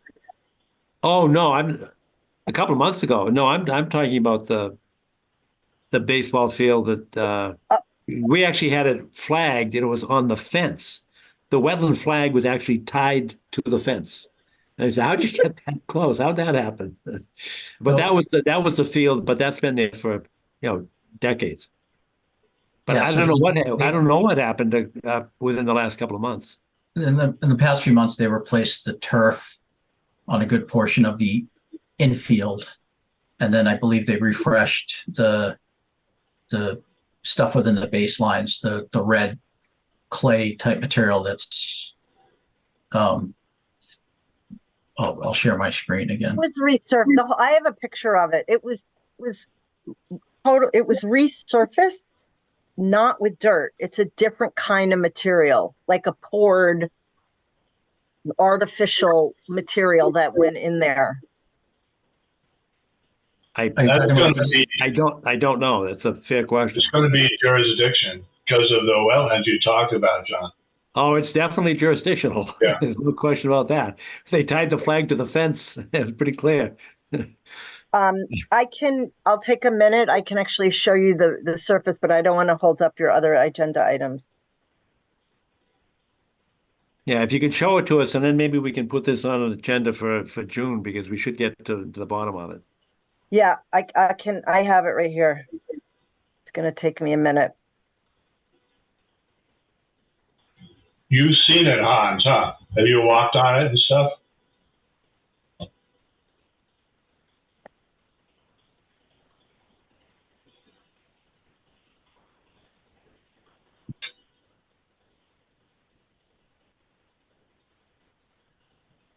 Sorry. Hang on. Hans, have you seen the surface? Do you know what I'm talking about? No, I thought it was just annual maintenance that they do, but I must be wrong. Sorry, this is going to take me like 30 more seconds. I'm sorry. If you want to move on, I can show you. Here it is. All right, we should move on, because we've still got a number of issues to get through. I got it. Okay, I'm going to share my screen. I'm so sorry. Okay, that's one. And that brown, that tan stuff in the middle is not dirt. It's a particular kind of surface. And this is the other, and I can, this is Donovan. So I realize it's not good quality, but this is not dirt. This is like poured something. The brown stuff? Yeah, that's not dirt. That's like an I don't know, Kate, do you know what it is? I don't know what it is. And Park doesn't sometimes realize they have to go through Concom. So maybe they didn't realize they had to. Are you talking about the stuff that's reddish in color? Are you talking about the green? Oh, the red. Yeah, the reddish. Green is grass. Yeah. Natural grass, and the brown. That's new turf that they installed. I believe the other stuff is like a clay-like material. We don't know what it is, so let's find out. We'll put it on the agenda for the June meeting, and in the interim, we'll find out what it is. All right? Thank you so much. I really appreciate it. All right. Thank you, Deborah, very much for your work. Thank you, Deborah. Kate as well. Thank you. Next on the agenda is number 9, request for determination of applicability, MBTA right away, continued hearing. Who do we have for the MBTA? Oh, you know what? Is this what we had to, when we had lost our quorum? Right. At the end of the walk. So we couldn't take a vote. Alicia, you might be able to get us up to speed, yes? Hi there, yes, thank you. So Janice Kearney represented the MBTA for that site walkthrough. She had returned from there with some added corrections to the delineations that you had requested. I believe that's been completed and resubmitted. And then we were thinking that you could vote based on that, but I wasn't sure if we had to do anything further for tonight's meeting. No, to confirm that it reflects what your changes that you had made after that walkthrough, and all has been satisfied. Right, and for those that were not on the site walk, and by the end of it, there were, I guess, just 3 of us left. And when we were still at a quorum, we asked the MBTA to move some of the flags that they had. This is back towards Cedar, Capon Street. It's further. It's halfway between Capon Street and Central Avenue. So we moved some flags there, and I think everybody was in agreement. So we needed the plans to reflect those agreed upon new locations for the flags. And then after that, some folks went home, and Tom, you and I were there, and I can't remember who else was there. Steve, I know, was there. So I think there were just the three of us, right? Steve, Tom, Yeah. Palmer, and myself. That's right. You we and asked- Steve, stopped before we got to Central Ave from Canton Street. Right. And I went on with the woman you just mentioned and the wetlands guy. And we came to Central Ave, and there you were again, John. And Right. yeah. So tell them about the agreement, because rather than flagging that finger that basically sticks out into the Neponset, we had a sort of an agreement in concept there that the MBTA would designate that as a sensitive area where there would be no spraying. And instead, in exchange for that, we would obviate the need to actually flag it as a wetland, because we'd accomplished the same goal in doing that. So I think that the map that was going to come back, and I haven't seen it, but the map was going to show the changed flag locations closer to Capon Street, and then that finger of land that sticks into the Neponset.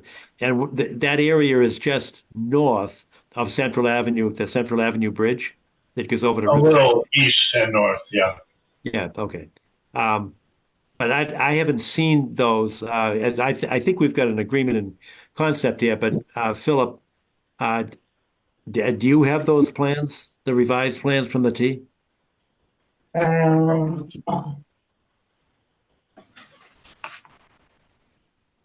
believe they have were them on. submitted. Yes, I don't have them prepared to pull up right now. I'm not sure if Calvin's able to. Well, they were sent in because I saw them. We had made all Calvin, the changes. I don't doubt you at all. At all. It's just we haven't seen it. We don't have them before us.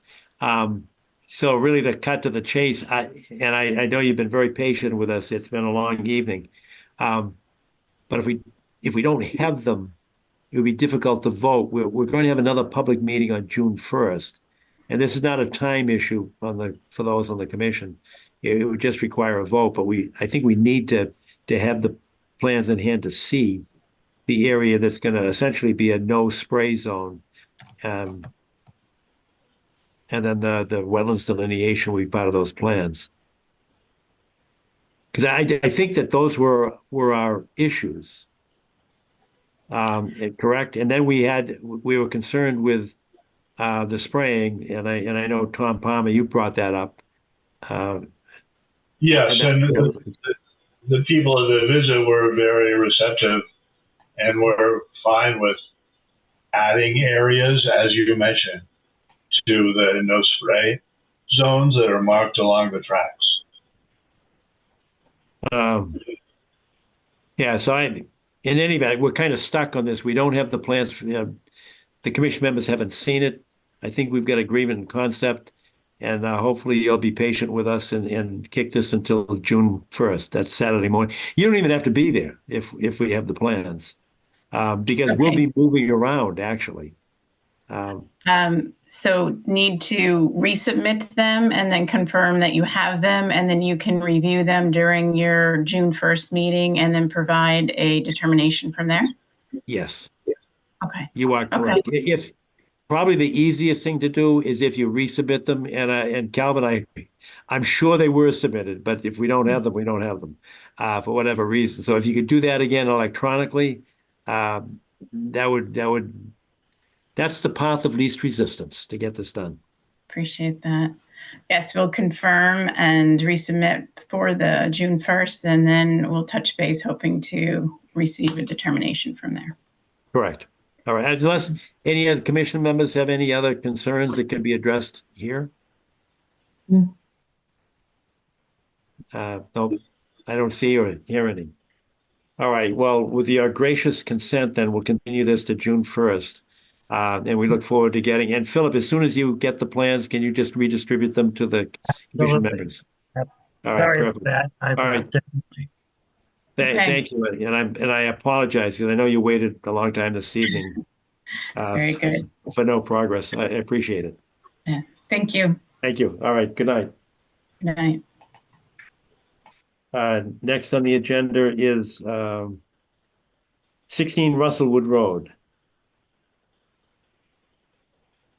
Hello, my name's Steve Curtis. I'm the homeowner at 16 Rustlewood Road, requesting a certificate of compliance.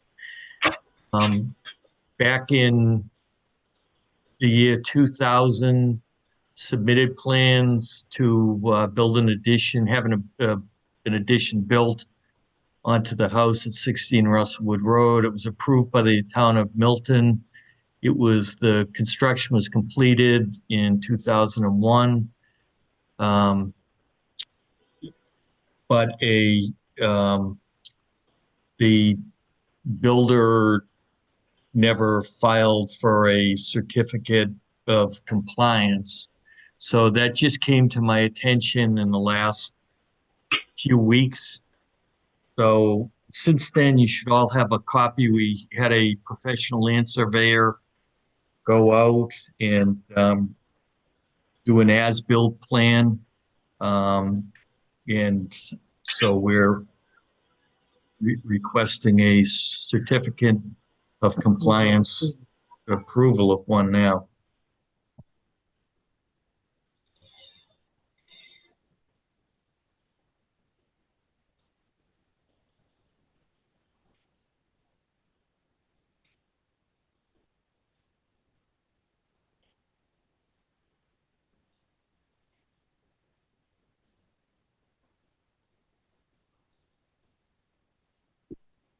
I am trying to remember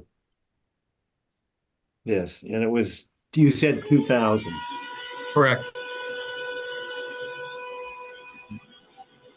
Do you have, I don't think we have the order of conditions in our packet. Have you looked at it, Steve Ibis?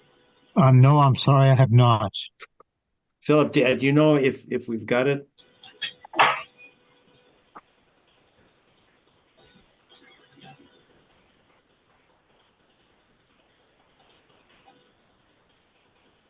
See if I can find it.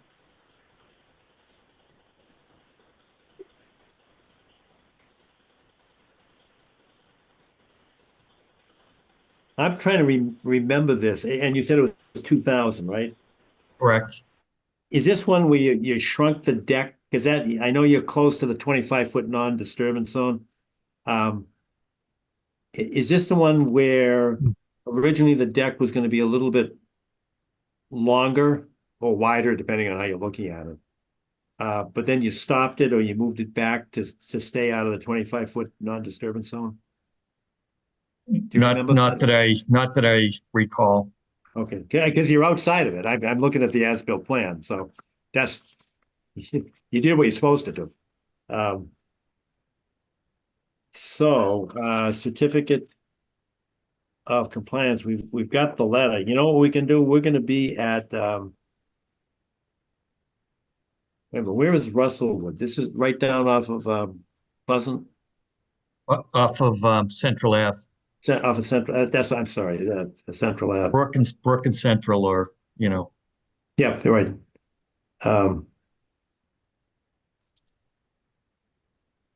And we're going to be at. We're going to be at 54 on June 1st. Can you get that to us so we have the plan? I don't think it'll be a problem, Steve. And I hope you can spare us the next couple of weeks, because I think we can take care of this in short order, because you've got but we don't have anything to compare it to. I've got your as built, but we don't have the approved plan. And if we can see them both at the same time, everything looks to be in good order. But I'd ask for your indulgence and let us put this off, and we can meet you right there, because we're going to be at 54 and you're at 16. Correct. So we can just walk down the street and say hello to you at about 9:15 or 9:30 on June 1st. Is that okay? Sure. All right. And Philip, can you get this, see if we can piece this together? I know you've got to go back 24 years or so. Hopefully we can find it. All right, I'll have to go to the archives at Town Hall. I looked before and I couldn't find it. Do you know whether or not what's your fellow's name? It's I'm sorry, I don't mean to be discourteous. I just don't know his name. Oh, it's Don Rosa. Yes. Do you know if he's got it? I think we might have a copy. Are you looking for the order of conditions? Yes. We have the original order. We have a copy here. Do you know how to screen share? Can you do that, or? It's I've got it in paper form. Yeah, you're like me, a paper guy. I'm challenged, technology challenged. Yeah, we divided by everything except number.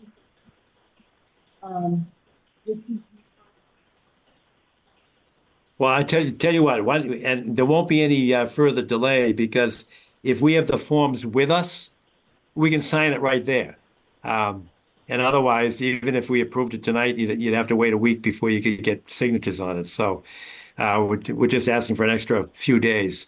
So if we can meet you at your house, it'll be about 9:30 on Saturday, the 1st of June.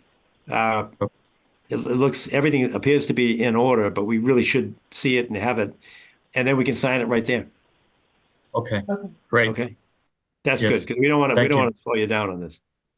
All right, Steve, thank you for your courtesy, and we'll see you on the 1st. Great. Thank you very much. All right, thanks. Next on the agenda is change to order conditions 485, 487 Blue Hill Avenue. That's the Ice House. Who is appearing for the Ice House? Do you know, Steve? I do not. I was talking with what the heck is the guy's name? Charlie Bosworth?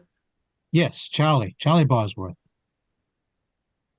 Back a few weeks ago. And we have a plan, right? Yes. It's in the package. I don't have the package, frankly, here with me. Yes, the I plan. know we was have a plan. package. Right.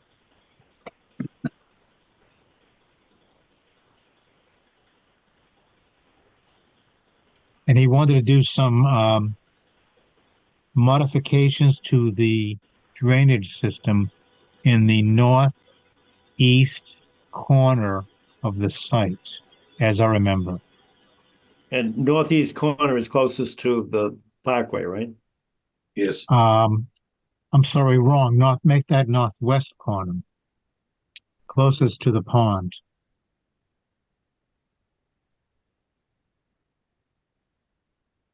And that's where they had a serious issue Yes, prior to some degrading. that's exactly right.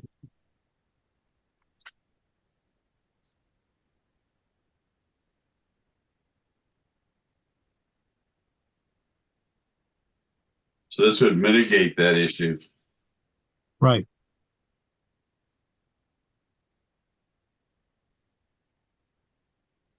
Well, I've got the plan in front of me, but without somebody to present it, I'm not exactly sure what the request is. I know he's requesting a change to the order of conditions, DEP number 046-0595 for the comprehensive 40B permit. Presently known as the Ice House Project, the change is specific to adding one catch basin and minor grade changes to the front parking lot. Attached is the site grading drawings that depict the changes in red from the original. I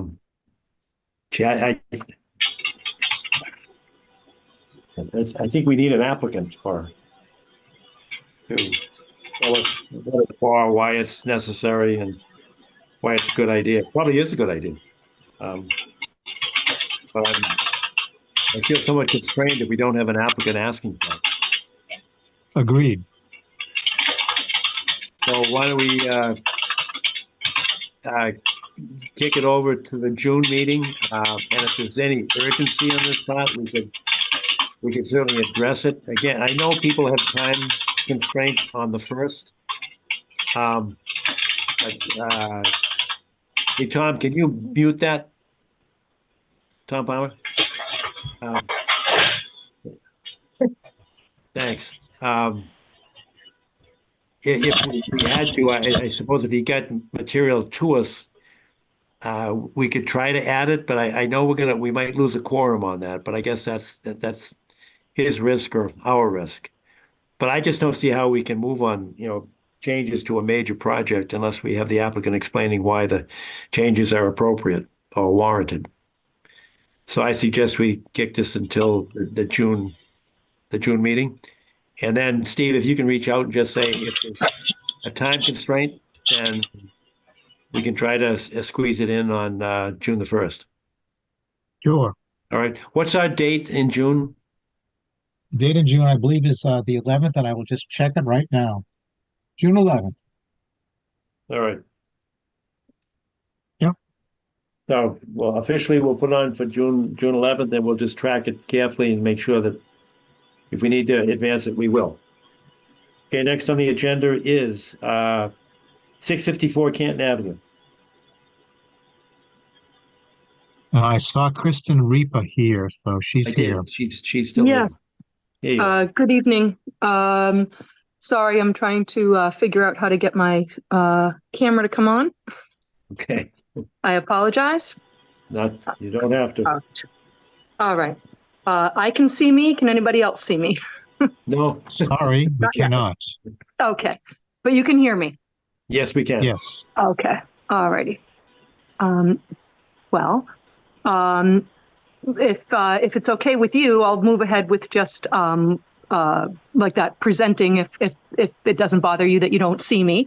Kristen Repa from 654 Canton Ave in Milton. I am asking for a change or an amendment to our order of conditions for an addition that we are adding to our home. I admittedly did not include a new site plan. You should all have the copies of the original. I know that it was a little difficult to see, so I included a panned out version of the plan and then a zoomed in version so you could actually see the house with the measurements and things like that. So please know that those two are together. So the plan that is submitted here the request when we submitted this in 2022 was that we were granted originally to add a garage to the property. In 21, we requested that we move the garage up and out of the 100-foot buffer zone, move it up towards the driveway and put in an above ground pool where the garage was allowed for us to go. And the committee was kind enough to say that's fine. When we submitted the plans then, that's the plans that you have included in your packet this evening. The surveyor, so that is DeSella and Burke had included this patio or porch that was connecting the garage, the pool, and the existing house. So when I submitted all my paperwork, it didn't occur to me that perhaps I needed a new version of that to give to you. So my apologies for not getting a new signed plan with this technically accurate architect's plans. So I'm not sure if you've all gone through that packet yet, but I have basically, to elaborate, there is an existing concrete slab. It's brick in one section and concrete in another section. And that area is, over that area is where we're planning on putting this three-season porch. We're planning on using footings and not putting in a foundation. And the room, so the covered area, if you will, the area that would have a roof over it, would be 25 feet, 10 inches by 15 feet. The whole floor of the interior of the three-season porch, as well as the front porch and the back porch, would be composite decking. And really, so the only impervious surface, I guess, based off of other hearings that I've been listening to this evening would be where the roof is over it, and that is actually where there's already driveway or concrete, if you will. So the math actually, I have done a lot of math. So like my letter of intent, if you will, or the amendment to the order of conditions states that we had the original order of conditions that was granted to us was for the garage that was 36 by 24. We opted to go smaller on the garage, and then like that, we'd like to add in this 3-season porch. So the main change in regards to square footage of impervious surface is 291.45 square feet. So seems like a crazy number, but like that, I can elaborate on how I came up with that. I'm sorry that I can't screen share. I too am a little bit illiterate when it comes to Zoom and screen sharing, so I apologize there. But I don't know if there's any additional information that you'd like for me to give you at this point. Well, I'm just I'm trying to figure out if these are minor revisions or major revisions. It sounds like a major revision. Now, and again, I try not to be a form over substance kind of person, but if it's a major revision, you'd have to file a new notice of intent. And when I say that, I have to give you a heads up because I just looked at the old order of conditions and it was signed on June 16th, 15th of 2021. Right. And that means that you have to ask for an extension of that, and you have to ask for an extension before the expiration date, like now. Yes. And our next meeting is June 14th. So just make sure you file a motion to extend the order of conditions, because if you go beyond the 15th of June, we're not supposed to extend it. We're supposed to require a new one. But you might require a new one anyway, depending on whether or not these changes are seen to be minor revisions or major revisions.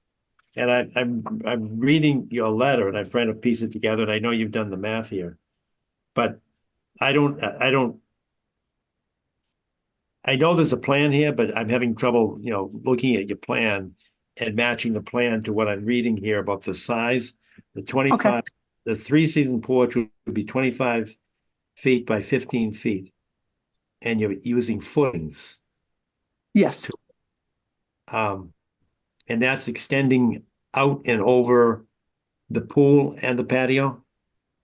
That's a question. Yes. So the area would be with a 3-season porch would be between the garage and the existing house, and there would be like a front entryway that you would walk up the stairs and be on a front porch, go through doors into this 3-season, and on the backside then there would be another porch that goes to the pool.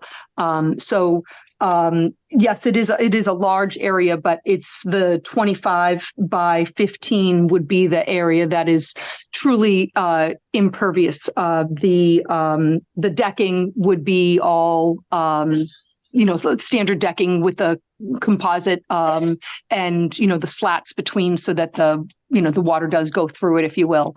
Again, the area that the 3-season porch is going on is already impervious. I guess it's already a driveway, I guess is what I'm trying to say. The plans aren't, I guess what I want to try to say is I'm looking at, personally, I'm looking at many years of site plans or plot plans that were done for our property, and the one that they had produced for us that show the garage with this connecting room, if you will, and proposed decking, doesn't actually really show the existing concrete slab that's there. And I'm sorry, it's not really concrete, it's a driveway. I don't know what that is made up of. Asphalt, I guess, would be the proper terminology. Asphalt and brick patio. So that's what it is already. There's already a deck there, and we're looking at trying, basically taking the existing deck down and making it bigger to connect the existing house to the garage. All right, understood. I'm reading your letter and I'm looking at the plan that's been submitted, and I'm trying to figure out where everything is going. And I think I've got it. Okay. But again, my gut reaction is it looks like a new project. Okay. Okay. Tom Palmer has no audio. Tom, can you hear? Can you hear anything, Tom? No, I guess he can't. He can't be heard, or he cannot hear either. All right. Well, keeping that in mind. John, can we do a site walk on this? Yeah, to see. I think so. But we're loading up on the first. I don't think we can do it on. We'll lose our quorum on the first. Yeah. Sure. And we have to coach a soccer team. Yeah. So we might have to come up with another sidewalk, because and something we've got to do something before next June, or at least by June 14th, because you either have to extend this or file a new one. Understood. And I'm sorry to ask this technically of you, but do I extend it through the Department of Environmental Protection, or am I doing that through the town? Where would I ask for that extension? You do it through the town. Okay, town. Thank you. And it's the same number, but the town commission has the right to issue the extension, as long as the request is made before the expiration. So you've got to do it before the 15th of June. Okay, no problem. So it absolutely has to be on the agenda for June 4th. So, okay. Hans, what do you want to do? I mean, I could do it Saturday the 1st, but I know that you and Ingrid, I think you also have a hard stop at 10. So do you want to have a second day to do this? My gut reaction is it sounds like a major revision, but I want to hear what other people think. Hans, what do you think? So looking at the area, I mean, I think I'd like to see what it looks like on site.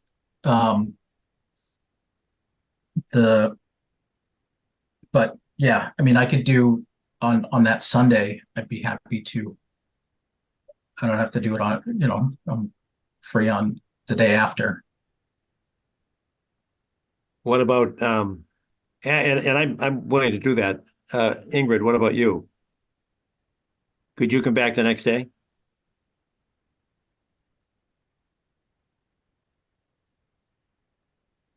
Ingrid, you're on mute too.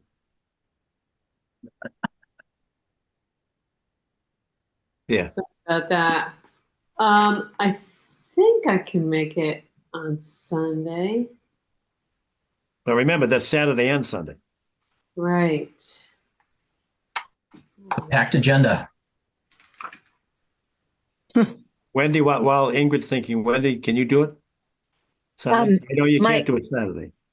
My concern, John, is that I'm supposed to be going out of town that entire weekend. Okay. Yeah. Okay, understood. Arthur? I think I can squeeze it in. Good, okay. So it looks like we can get a quorum, and Tom can't hear us. Let me send a message to Tom.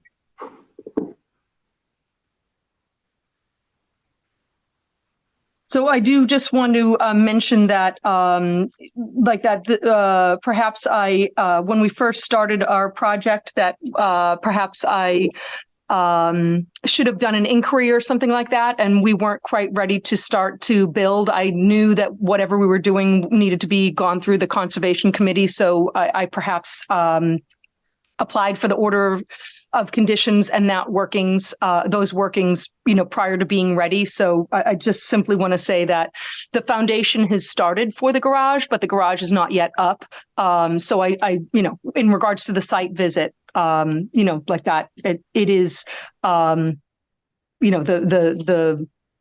the pool is in, the foundation is in for the garage. And, we were originally going to do a prefab garage, and we decided to get a proper builder and contractor to hire to do this project, because we wanted to have it done properly and right. So that's kind of where we stopped. So, the garage is not built. It's not like we're looking to connect them and have that work. It would be, so we've already been given permission to do the garage, and that's why the foundation is in, but we haven't done anything else for this, nothing else has been done. The garage has not been built.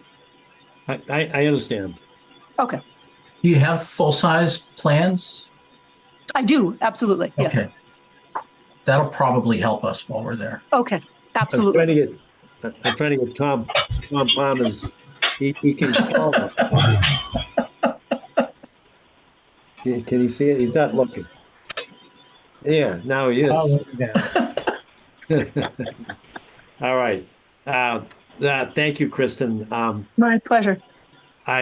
So why don't we plan on being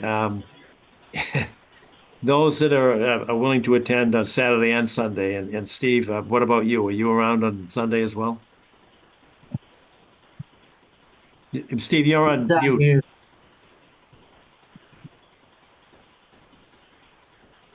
You're on mute, Steve. You're still on mute.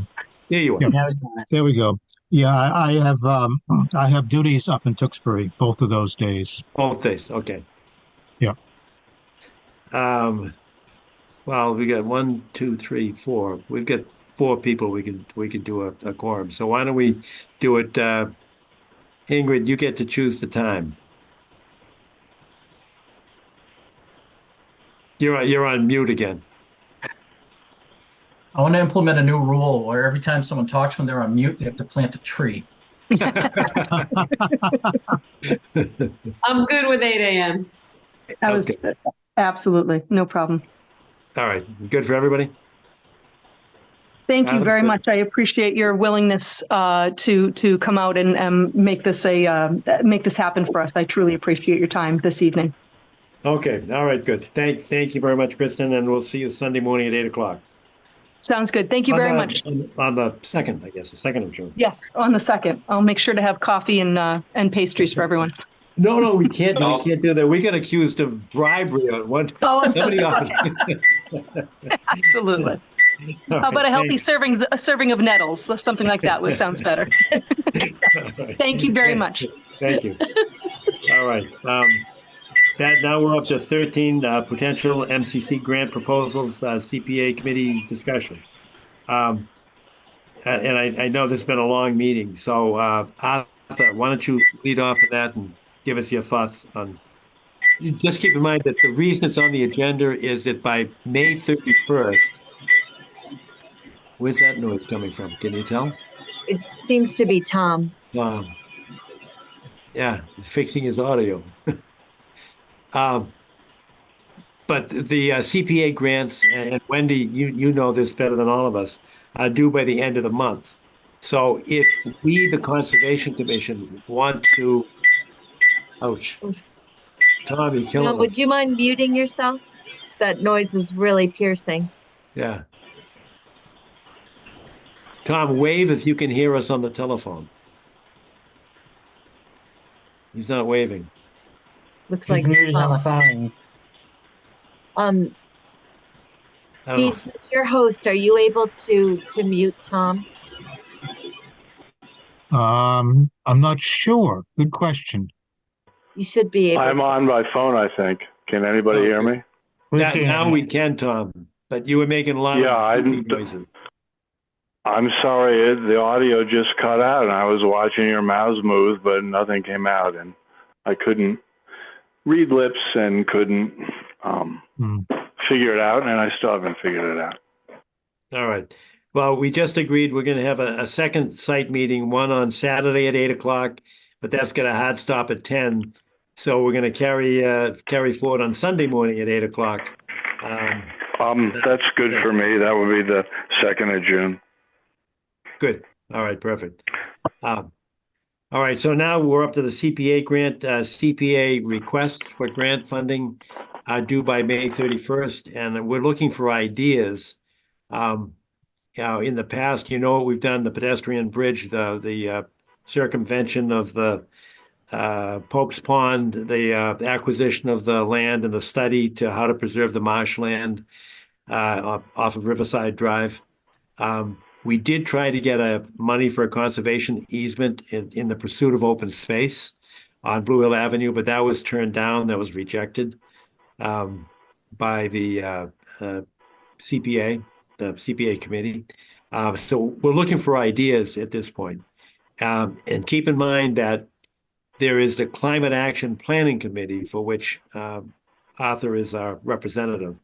And they've got some aggressive and energetic folks that are trying to do the same thing, preserve plan, and they want to come in with their own proposals, but for some of the money reserved for the conservation. So hopefully we can work together and not be in competition. But we need to, and I think we can do that, but we need to have some ideas about what good proposals would be to advance the conservation and open space cause. What's the amount of money? We don't know. It's a percentage that we're guaranteed, I guess, 10%. So there are 4 components and there are 3 components and each have 10%, and then we can fight over the other 70%. And they base it on merit and, what they think is the appropriate devotion of funds or commitment of funds. But we should have 10% of whatever it is. Now, this year was $1 million. Last year was $1.7 million. And John, fiscal year 25, town meeting approved $1,050,000. Yeah, but we just approved that. But we approved that was last year. That's the $1 million that I mentioned. I don't know what money is available for next. But that's to be expended in fiscal 25. 25, that's right. But I don't know that the funds have come in. They've been designated yet because it's a tax. It's been that for a couple of years, so let's assume about $1 million. Yeah. At least that's what I was driving. The year of the pedestrian bridge, which was 22, was 1.7. And last year was $1 million. But that's because they had part of the preceding year as well as last year. Right. So it's around $1 million, I guess. That's the answer. Okay. And again, it's recreation, open space, climate preservation, conservation purposes generally. So if there's land to be purchased, land is so expensive, we don't have enough. If they could give us, 100,000, 200,000, we're not going to be able to buy a couple of acres of land for that. We could buy conservation restrictions. And that's been my thought, that we should be pushing in that direction, because even if we don't own the land, if we can preserve and protect against development, we can keep the open space. So that's my idea to push. But we need to hear from all of you folks as to what you think is good. And I'm not sure if I asked this before, but would potentially asking to do a civil survey, so a survey of property. So, for example, the lands that we're taking under conservation restriction, the combined around Pope's Pond, all that stuff, getting a full survey of those lands, including up by Beverly Park.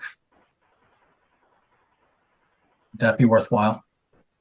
Are we taking any land there? I mean, Pope's Pond is already conservation land, correct? It is, yes. No, we're trying to enhance that. the land that we can preserve, whether we own it or not, or if we're the recipient of the conservation restriction or the conservation easement. That's like when John Cronin was alive, he and I were trying to see if we could put money together to buy the corner of Reedsdale Road and Canton Avenue. And that lot was sold, and unfortunately, when the fellow sold it, he wasn't willing to split the land, so another person came in and bought it. And I think, Wendy, didn't you say that land was owned by the church? Right at the corner of Reedsdale? Correct. Yes. Right. The John first Cronin and I conservation were trying to figure out how to buy that land or buy the conservation restriction on it, just so that, somebody wouldn't put a house there. And that goes along the same preserve the open space. But there are lots of other ideas, and Hans, your idea is good, but so many groups have tried to do that. The Master Plan Committee tried to do it, did it. And then when the inventory was done, I guess there were a couple of problems. Nobody knew who had it, and it turned out not to be accurate because that inventory actually included Hope's Pond on it as being owned by the Conservation Commission. We didn't own it. But that's why I'm suggesting a survey, including a deed search. To try to resolve that. Arthur, haven't we, you and I talked to Nick Milano about doing that? We're talking about who could do it, how do we get the money for it? Maybe that is something we should seek funding for. Inventorying the conservation lands has been very time consuming. It involves the engineering office, our offices, the assessor's office, and so on down the line. There has not been any clear inventory of all conservation lands in the town of Milton. I recently heard from Meredith Hall of the planning board that she is working on the open space plan, and that Tim Scherzinski of planning had a list of sites that were formerly belonging to the Milton Land Trust, and some had gone to Wildlands Trust, and some went to the Conservation Commission. And she was trying to find out if any of them had been developed. And I said to her that I didn't know myself, but I would hope that the open space plan would have such an inventory of all open space parcels with their managing authorities. And I guess that's the same thing we're talking about here. I agree. It's a real defect that nobody can open a map and say, these lots in Milton are X, these lots in Milton are Y, and so forth, particularly open space lots. Yeah, and Tom, apropos of what you just said, I talked to Tim maybe a year ago, at least a year ago, and we were talking about, getting that data together. And at the time, he was unaware that in 2014, the Master Plan Committee did exactly that.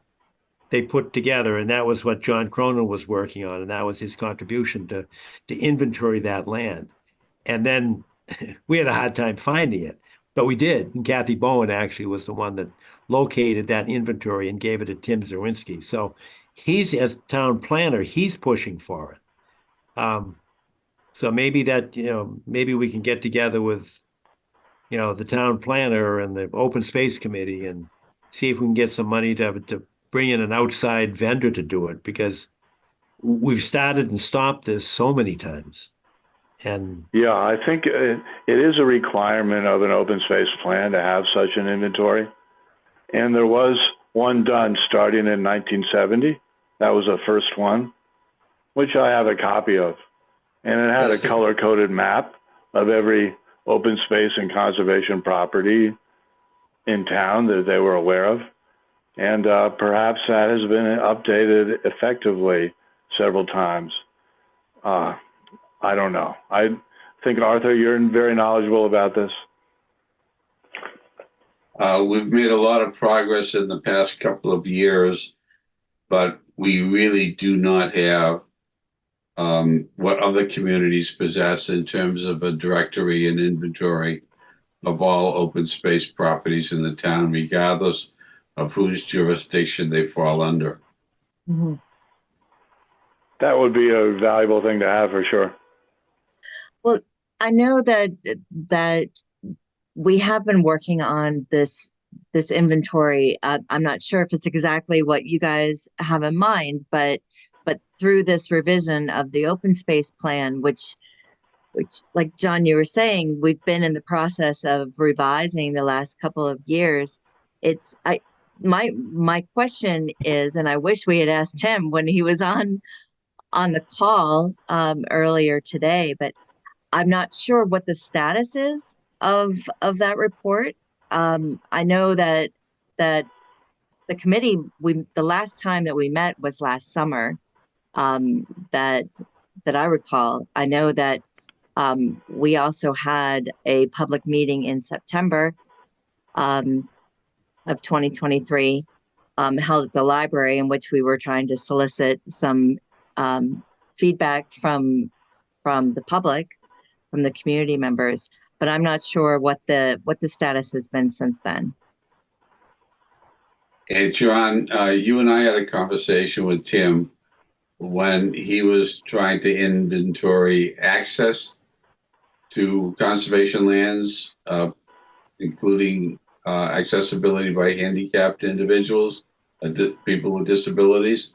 Do you recall that conversation? I do, and that's the conversation I think I had when I said the Master Plan Committee did such an inventory back in 2014. And Kathy Bone was able to find it and did send that to him. So I know he's got that one, and then there have been several attempts since then to update it. But, you know, I think Hans might be onto something. And it might be, if you could, you know, write a proposal, Hans, I don't mean to dump it on you, but it's a good idea.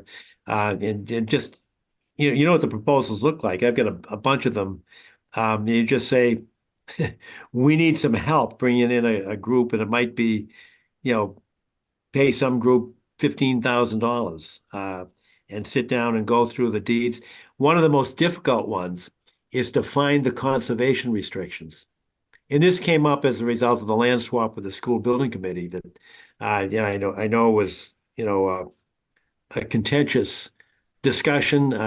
Passions were running high and all that. But during that time, somebody said, well, why didn't you guys, meaning the Conservation Commission, re-up the expiration? You know, the town council told us that after 30 years, the conservation restriction expired because it was not held in perpetuity. And if it doesn't say in perpetuity, then it expires in 30 years. So why didn't you renew it? Well, we didn't renew it because we didn't know we had it. Or I didn't know we had it.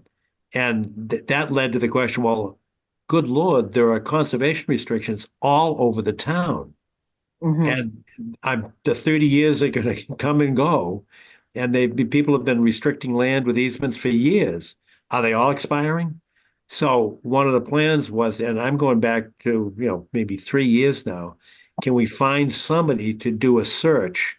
And Arthur, you and I talked about it. We talked about getting Kathleen O'Donnell, because she's very familiar with the way things are recorded in the Registry of Deeds. But you'd have to search all of the private residences. The people that live next door to me have a conservation restriction. I know that because I talked to them about it, but probably nobody else knows it. But at the end of the day, I mean, if it's not filed with the registry, or if the occupation doesn't exist. Oh, but it is filed with the registry. Yeah. But you don't know where to look. Yeah. I mean, you can't type in, give me all your conservation restrictions. It doesn't give it back. If you look at the property, you can say, oh, look, there's a conservation restriction. But that's a big task. Yeah. But I think we can start with the inventory that we do have to confirm that the documentation's in line. Right. And so I think that might be a good place to start with a scope. And I mean, that's either a land surveyor or a law office or something to that effect that can do that sort of comprehensive deed search. You wouldn't want to hire there are, deed Real estate. runners. Yeah. The law firms hire, if you hire a law firm to do it, you're going to pay Yeah, them you an arm pay a little extra. Right. I would go directly cut out the middleman, go directly to the runner. And those guys are pretty good. And all the law firms use them. All the conveyancing firms have their own runners to do that. They just sit at the registry. And that's why Kathleen O'Donnell is very familiar with how that system works and who the players Do you want me are. to talk to Kathleen? Yeah. And then work with Hans. And Hans, if you can come up with it, just, take a couple of paragraphs for a proposal. And maybe Kathleen could give you an idea of what the cost would be to hire somebody. Or somebody who could do it for reasonable fees, etc. Yeah. So Hans, do you want me to talk to Kathleen and get this to you? Sure. Whatever she has to say, I'll do that tomorrow. I would just add that Kathleen worked on those land trust parcels and wrote descriptions of them that Meredith shared with me. So she's already doing some of this work, it seems. Yes. Excellent. That'll be a cost savings. We also need this to help with encroachment on conservation lands, because there are lands that we own. There are lands with conservation restrictions that are landlocked. The abutting properties have no idea that they are conservation in one form or another. And it's very easy for people to do things that we've seen them do elsewhere in town. You're right. Before you know it, there are sheds all over the place and gardens, and wildlife has taken a backseat. Golf greens. Yep. Practice putting greens. All right. Can I interrupt this discussion? Because we could actually talk for a very long time on this. And I know we've got the access road to Milton, and I see Deb Keller waiting, hopefully patiently here. Can we table this discussion and then maybe continue it under new business and get to number 14 on the list? That acceptable to everybody? Yes. All right. Yes. Deb, if you're listening, we're going to go on to the access road, Milton Quarry Hills continued hearing. Thanks. And thanks for your patience. It's getting late. Oh, I was plugging and chugging while I was listening to you guys, so. Good. Happy, Deb Keller with Merrill Engineers and Land Surveyors, happy to finally be before you again for this project. I can share my screen. And, please do, Deb. Thank you. And I will try to be as brief as possible, but not skip over anything. So since we last met, which I think was early this year, we had a site walk out at the access road. And then we started our coordination with Natural Heritage for the endangered species on the town property, identified on the town property just south of the access road. So we have now, yay, I'm so excited. We did receive our determination letter from Natural Heritage this afternoon, which I forwarded. I think it was forwarded to the conservation office, but I forwarded it again just to make sure that everybody had a copy of it. We have addressed Natural Heritage's concerns. They have determined that as designed, we would not be a take. And I will briefly go through the plan. This is the existing conditions plan. As you can see, this magenta line is the habitat line. So it skirts right along the edge of the existing access driveway and kind of sneaks into some of the shoulder of the drive along this bend here. So what we ended up doing was, move down just one more, is just tweaking the curve here so that we could shift the access drive to the north within the right of way. So it's still within the I'm going to call it right of way for purposes of defining the roadway.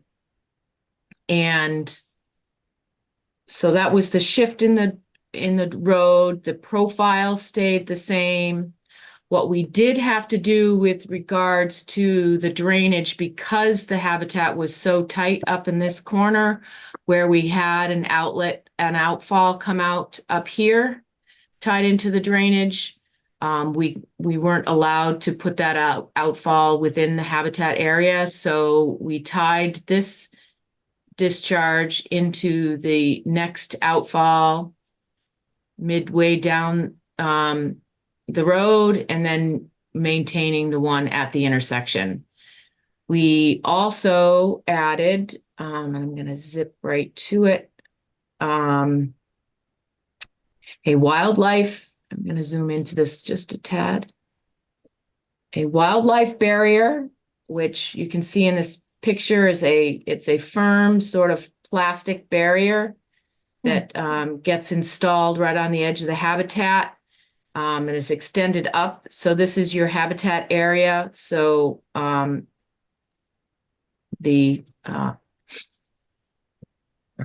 can I call it? I apologize, I'm not supposed to say the species. Wildlife? Wildlife, yeah, that's a good answer. Wildlife stays on this side and can't jump over or get up and over. But if by any chance the wildlife ends up on the access road side, this is a gravel ramp. So basically it's just gravel filled up alongside the side of the fence where the wildlife can maneuver and hop back onto the right side of the fence. So, and this is a further detail on the fencing that would be installed along the habitat limit, which would be along the southerly side of the access road. And I do know, just briefly for clarification, this will be a good one. We are stopping the improvements to the road just past our property line. I think we were, you might have been touching upon that in one of your previous meetings. So that is where that limit is for the improvements to the roadway. We taper back down to the existing access conditions at that point. What about the comment that, I don't know if Tim made it or it came up in a discussion with Tim Zawinski, the town planner, when we were talking about the animal shelter. And sure. Tom Palmer was saying, well, above your property line there, that the extent of the rehabbed road, it's going to be the same old dump road, landfill, I'm supposed to call it.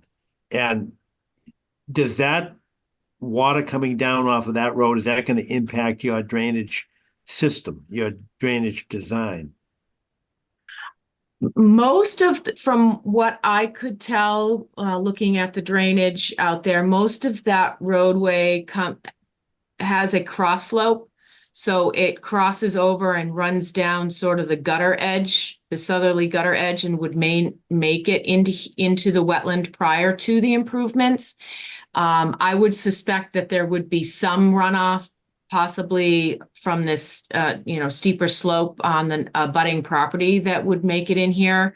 But I don't believe that a large amount of the runoff would end up getting into the new catch basin system on the access road. That seems a little, to me, that seems, I'm asking myself, well, where will the water go? Because I know that on the downslope side of the road, there is a deep gully cut into the side of the road by the runoff. And I would say that gully, is somewhere near your cursor, Right, and, right. And not only does water come down, but there is a lot of mineral stuff that comes down too. It seems to be coming from the Quarry Hills gas line access road. There's something about the drainage up by the road fork, where the road forks, that causes water to collect there and also material to run down from there toward this area. So the road is covered with sand and dirt in places near this gully.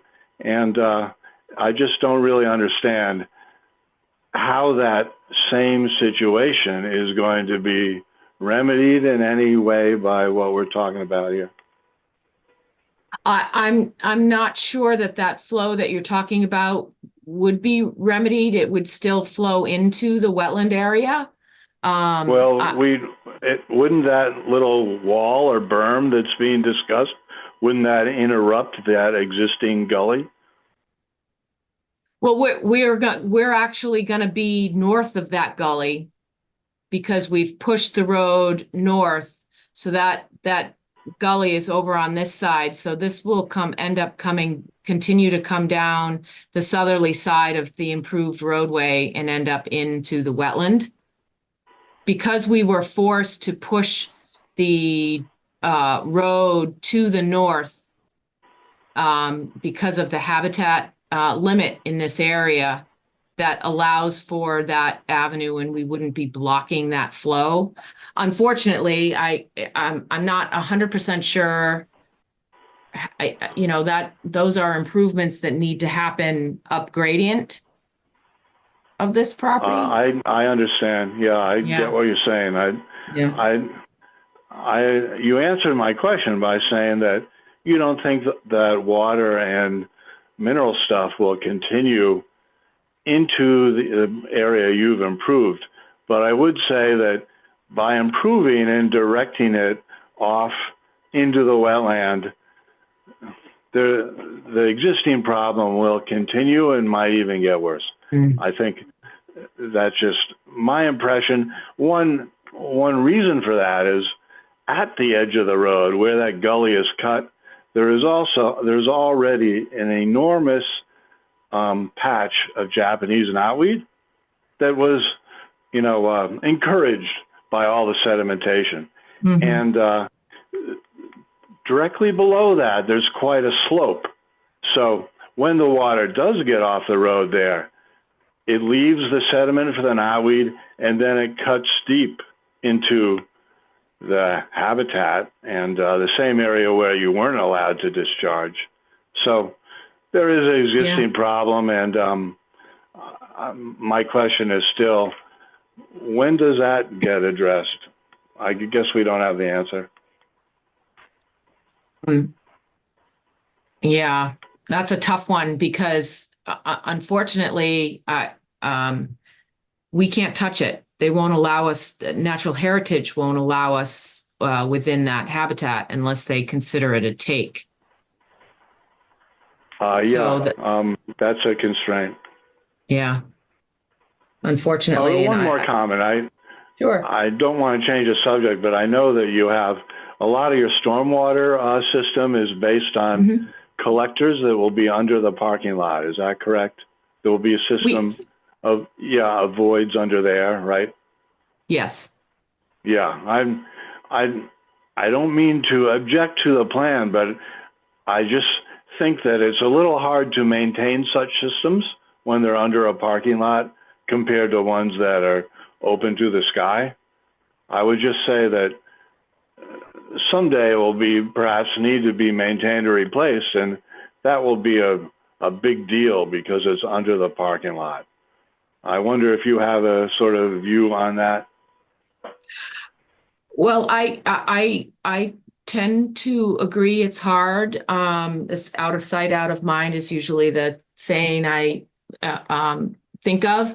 But in these cases, when it's more of a, there's an association that will be managing this site, we have a better opportunity to more confidence anyways in knowing that the operation and maintenance plan will be followed and the system will be inspected so that hopefully the longevity of that system will be on the longer side than if it was not maintained. But you're correct. That if was it my does, question. Yeah, if it does fail, it has to be replaced, and it's all, we spell that out all in the operation and maintenance plan so that either the property owner or the, maintenance,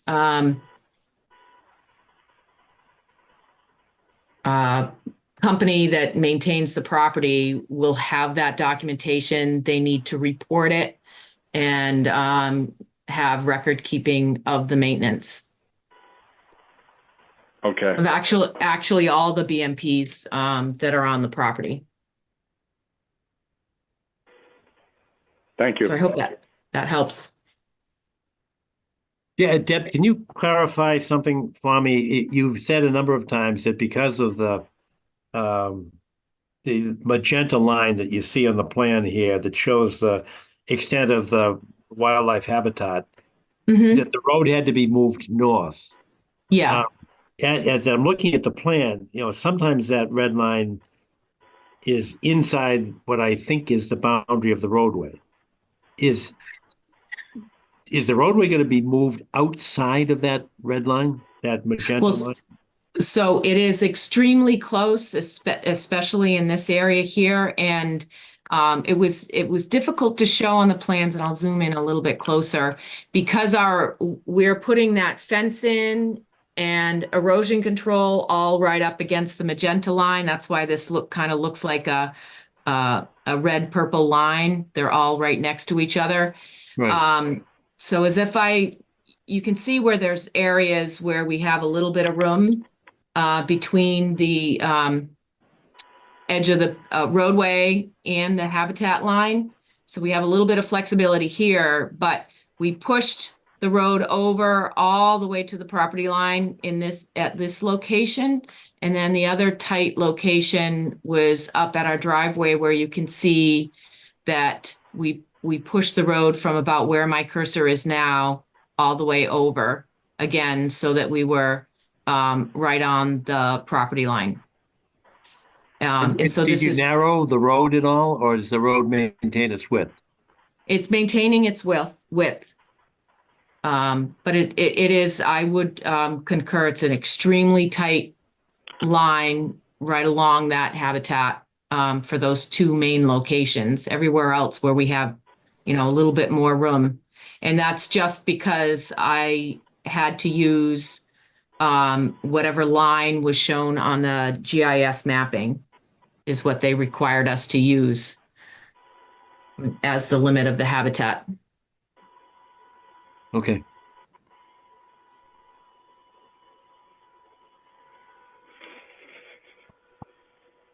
All right. So this is, where are we in the process? This is still the notice of intent.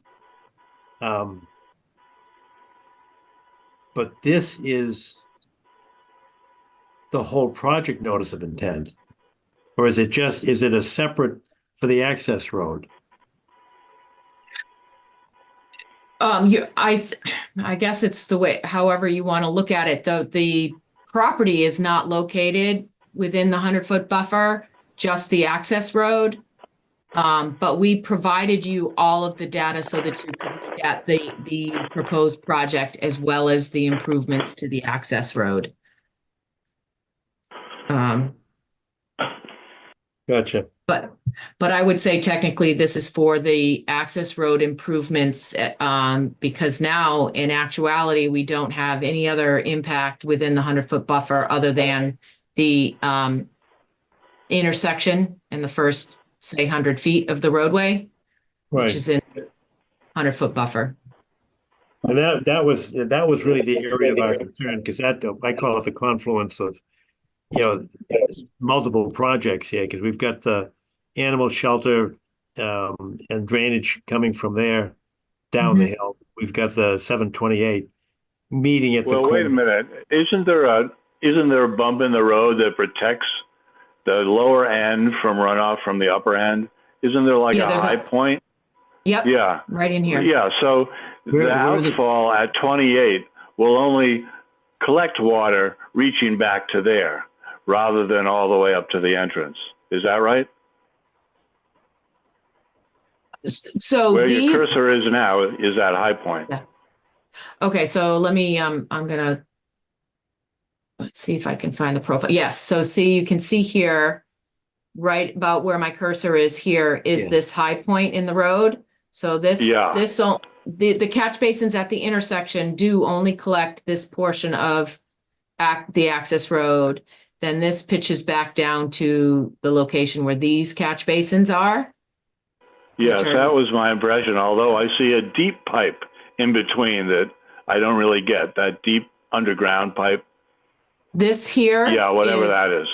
That's the sewer main coming up the street. I gotcha. And Yeah, tying I into see. the structure. All right. Do you get what I'm saying, John? That down at 28, they don't have the burden of the whole access road in the stormwater because a lot of it is vented off before it gets there. Yeah. I do get that, but our concern was, is there going to be a confluence? Because some of the drainage now is going from the project down to, it's going along the old driveway. That is the driveway for the property at 728. Isn't there a drainage pipe going directly to a pipe there on Randolph Avenue? I didn't know that. Do you mean over here, John? Yes, correct, exactly. So none of the new development up here drains in this direction. All of this is addressed with the on-site stormwater and tied into the closed drainage system. And the existing driveway that accesses the abutting property here will be maintained. And then we're vegetating and removing the gravel driveway that comes up to the existing 728 house right now. So that would get removed. Here, Isn't there a pipe going down the existing driveway right there? Right, isn't there a pipe going down there to take some of the water off the site? No.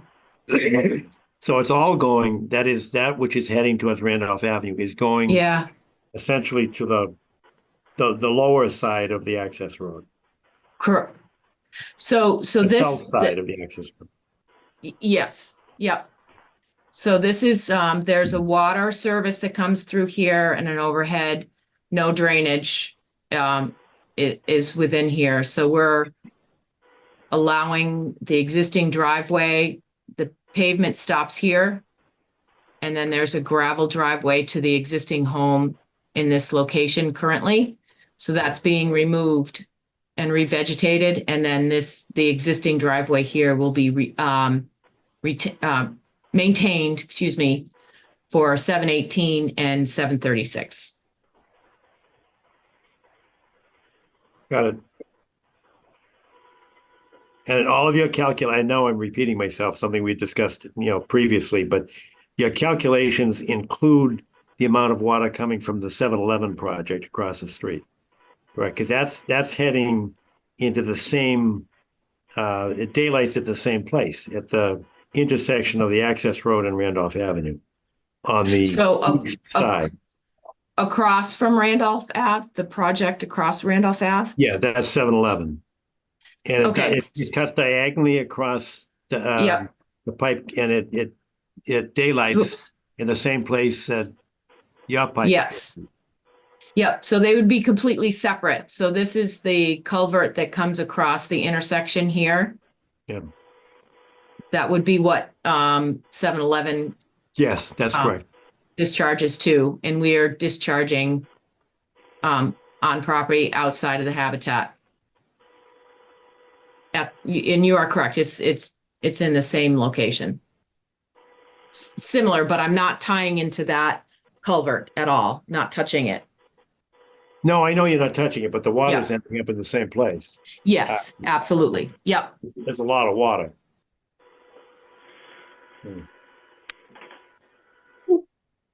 But the discharge off of here and in this closed drainage, it is still relatively the same amount. Oops, I keep going in the wrong direction. Same amount that was flowing to this location before. The only difference is it was getting into probably Randolph Ave drainage rather than being collected and discharged Here, it's probably discharges.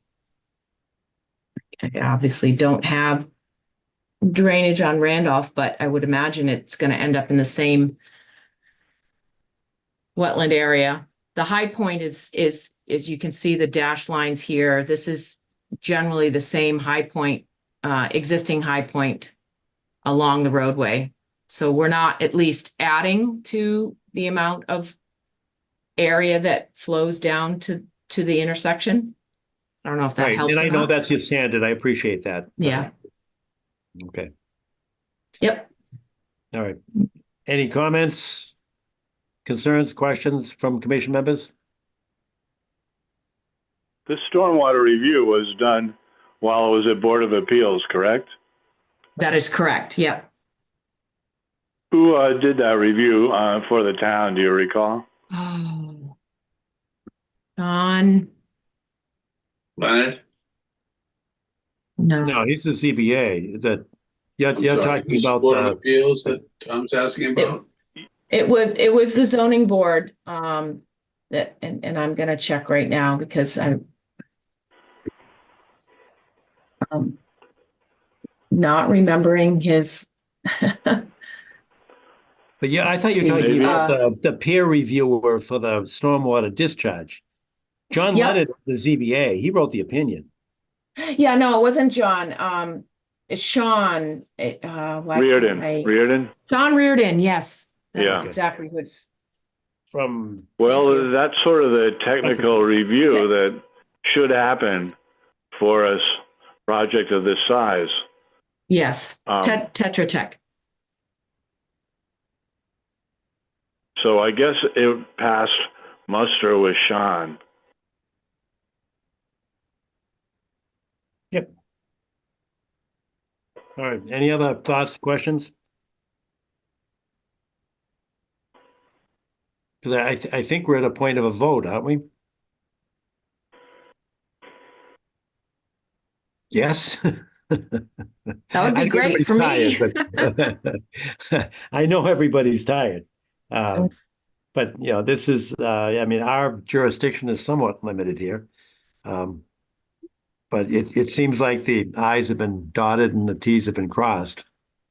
If we were starting at the beginning, I think we would try to make this project address more of the problems on the road than it does. I get that it addresses the increases it's going to create, but there is an existing situation that isn't really integrated effectively. We're just not getting any extra in terms of trying to deal with the problems up the road, which will continue. I get the idea that when this is built, all that stuff coming down the road, instead of going into the proposed catch basins, will go off to the left and down the slope. Yeah, that would make sense if you're the developer, you don't want to deal with it. But it means that the existing bad situation will simply continue. And I hope it won't be a problem for this road. I guess, Deb, you're convinced that it won't be. So maybe fixing that has to wait for another time.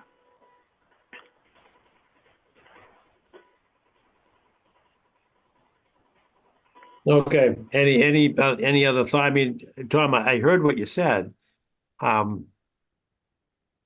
it appears that the performance standards have been met, that there's no net increase in water discharge here, and it's being appropriately slowed down and retained.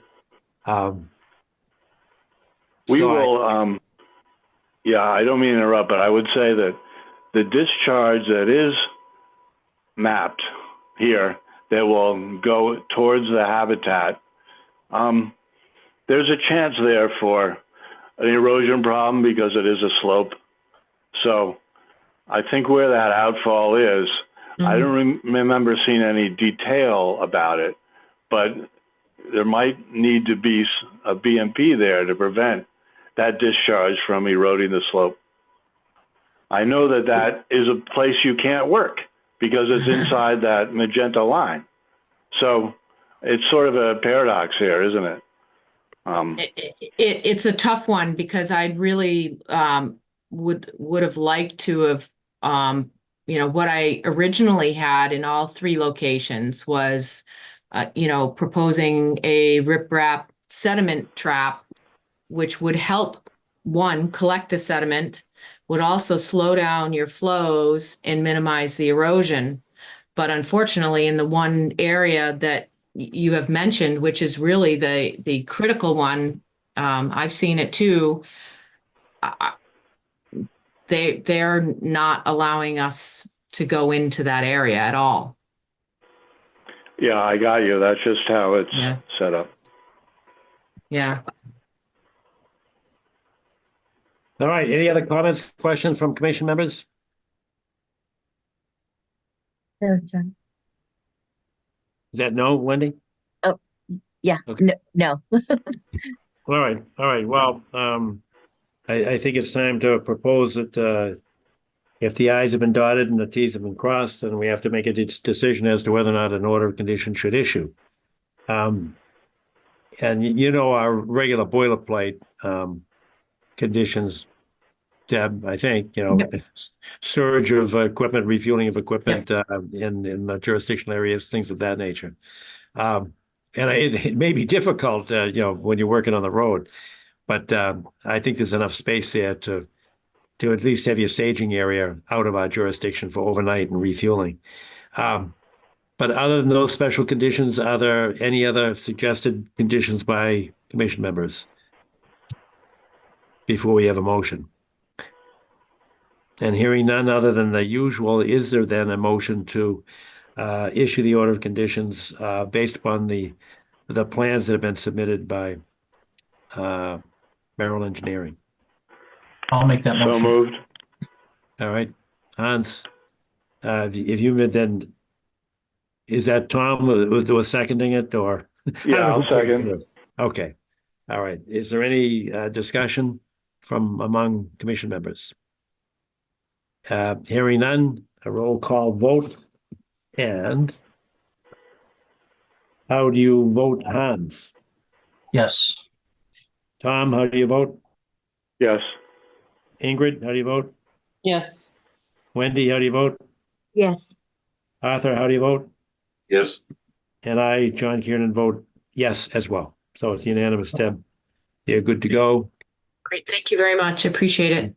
Thanks for your patience. It's been a long night. Thank you, Deb. Yep. For you guys as well. So I hope you guys can scoot out quickly. Yes, hopefully. All right. Thank you. So now we're new business, and we can return, or we could table the discussion about the CPA grant, but we're out of time. We have to make our applications by the 31st of May. So at least, Hans, with respect to your proposal, if you could come up with that pretty quickly and then circulate it among the commission members so we can all kind of weigh in. Doesn't have to be complicated. And what I've done for studies, I usually call Chase Berkeley and say, have you done a study like this, like for the circumvention of Hope's Pond, the pond that I called Pete Jackson, said, what did it cost at Turner's Pond? And he gave me some insight, and Chase Berkeley gave me some insight on and these are studies. I'm not talking about the projects themselves. And they're going to be more expensive than you think. And my ballpark would be $40,000. That's my guess, Hans, but you should talk to Hans. Maybe even Sue Galvin, because I know she's had some study groups, that have sent out to vendors. The bylaw committee sent out for a vendor to do an analysis of our 10,000 bylaws or whatever we've had over the last 300 years.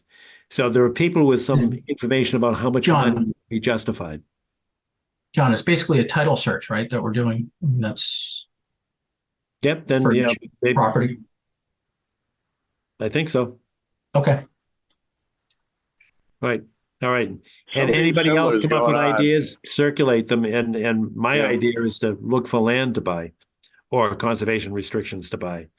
But we've got to The put Open it together. Space Committee What's that? is working on the same questions. Who is? So we would like to avoid duplicating anyone else's work.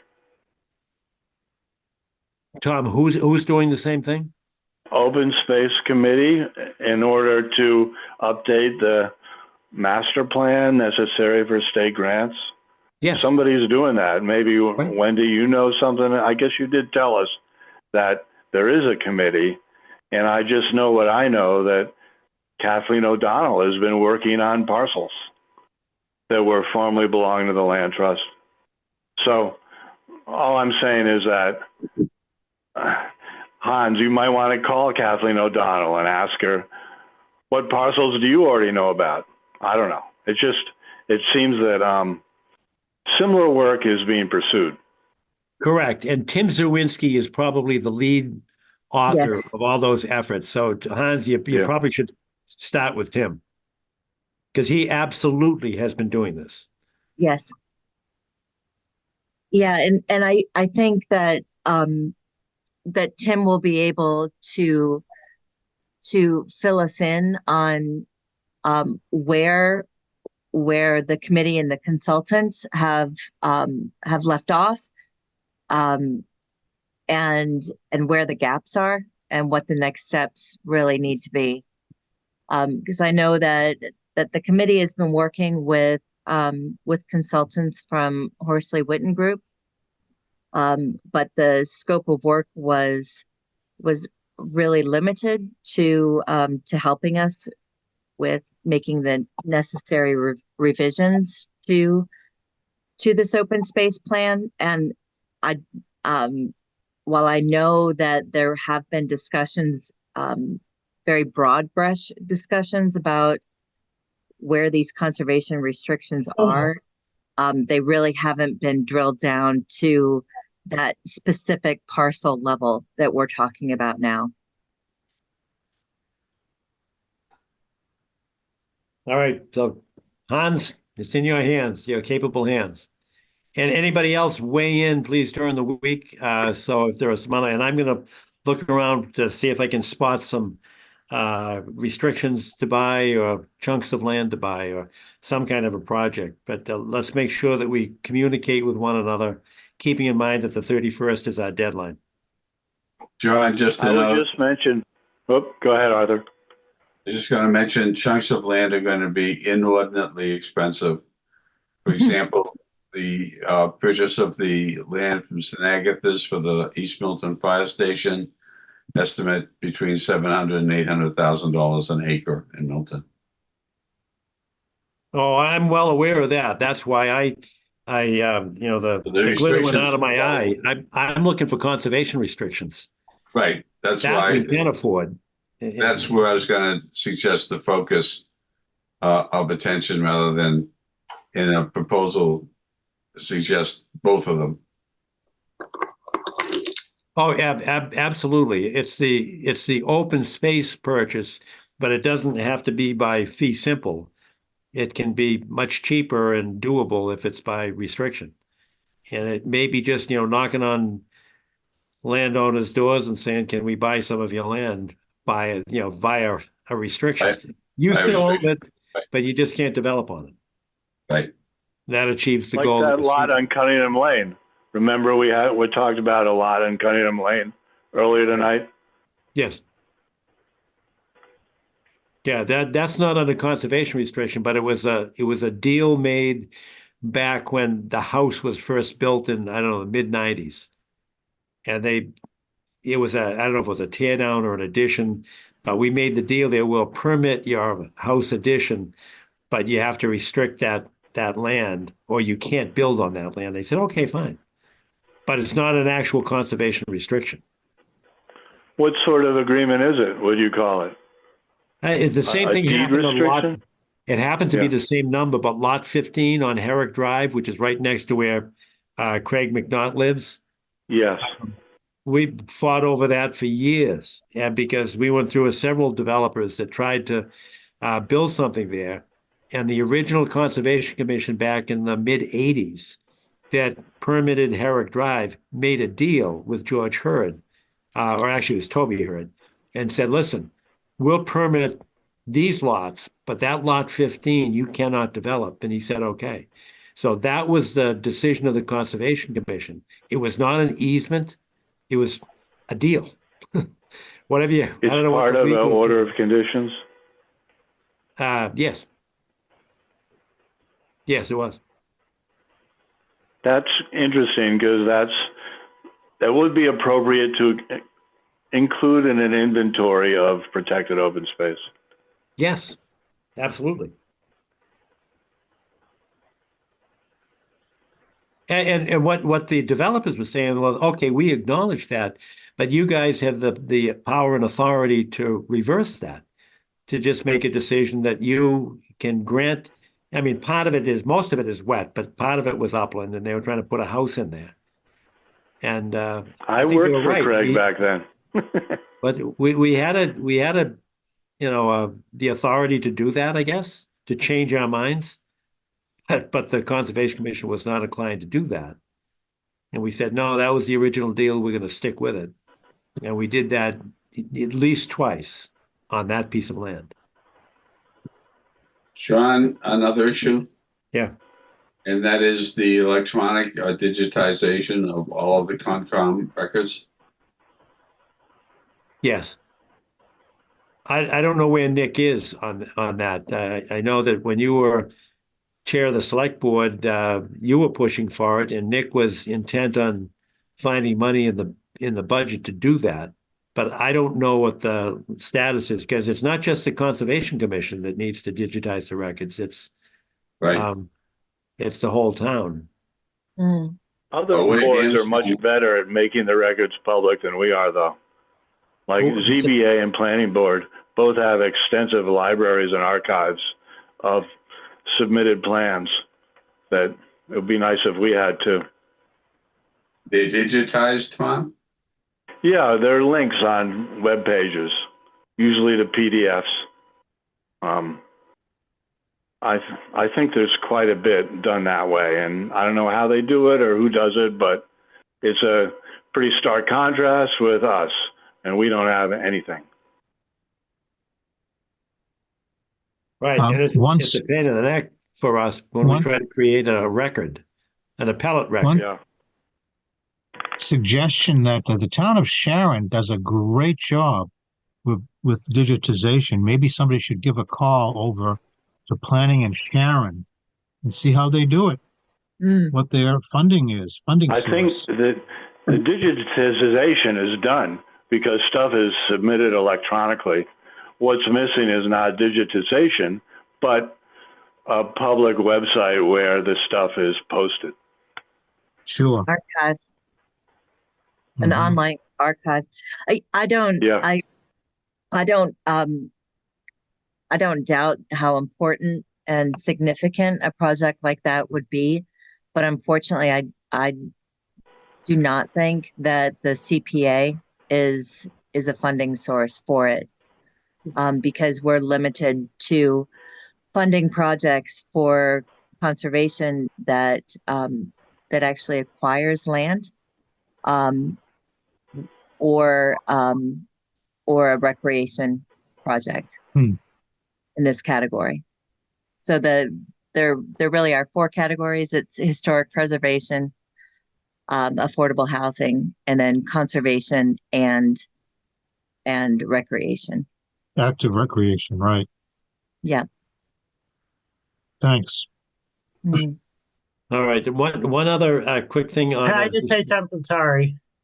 I was at a meeting this afternoon about digitalization of the records for the town with Rob Mallet, and the company was talking about it, and I told them we'd be interested in doing it.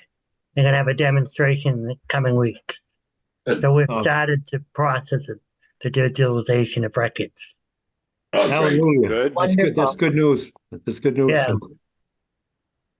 It'll make it a lot easier on you. Yeah. Good luck. Good luck to the person doing it. But the guy that's going to do it runs a company. It didn't really seem to bother him.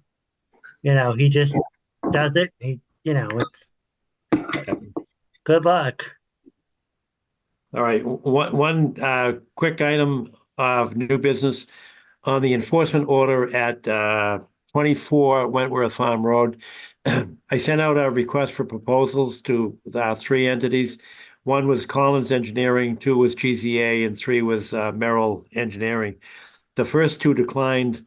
Merrill Engineering agreed to do it, sent in a contract and a proposal.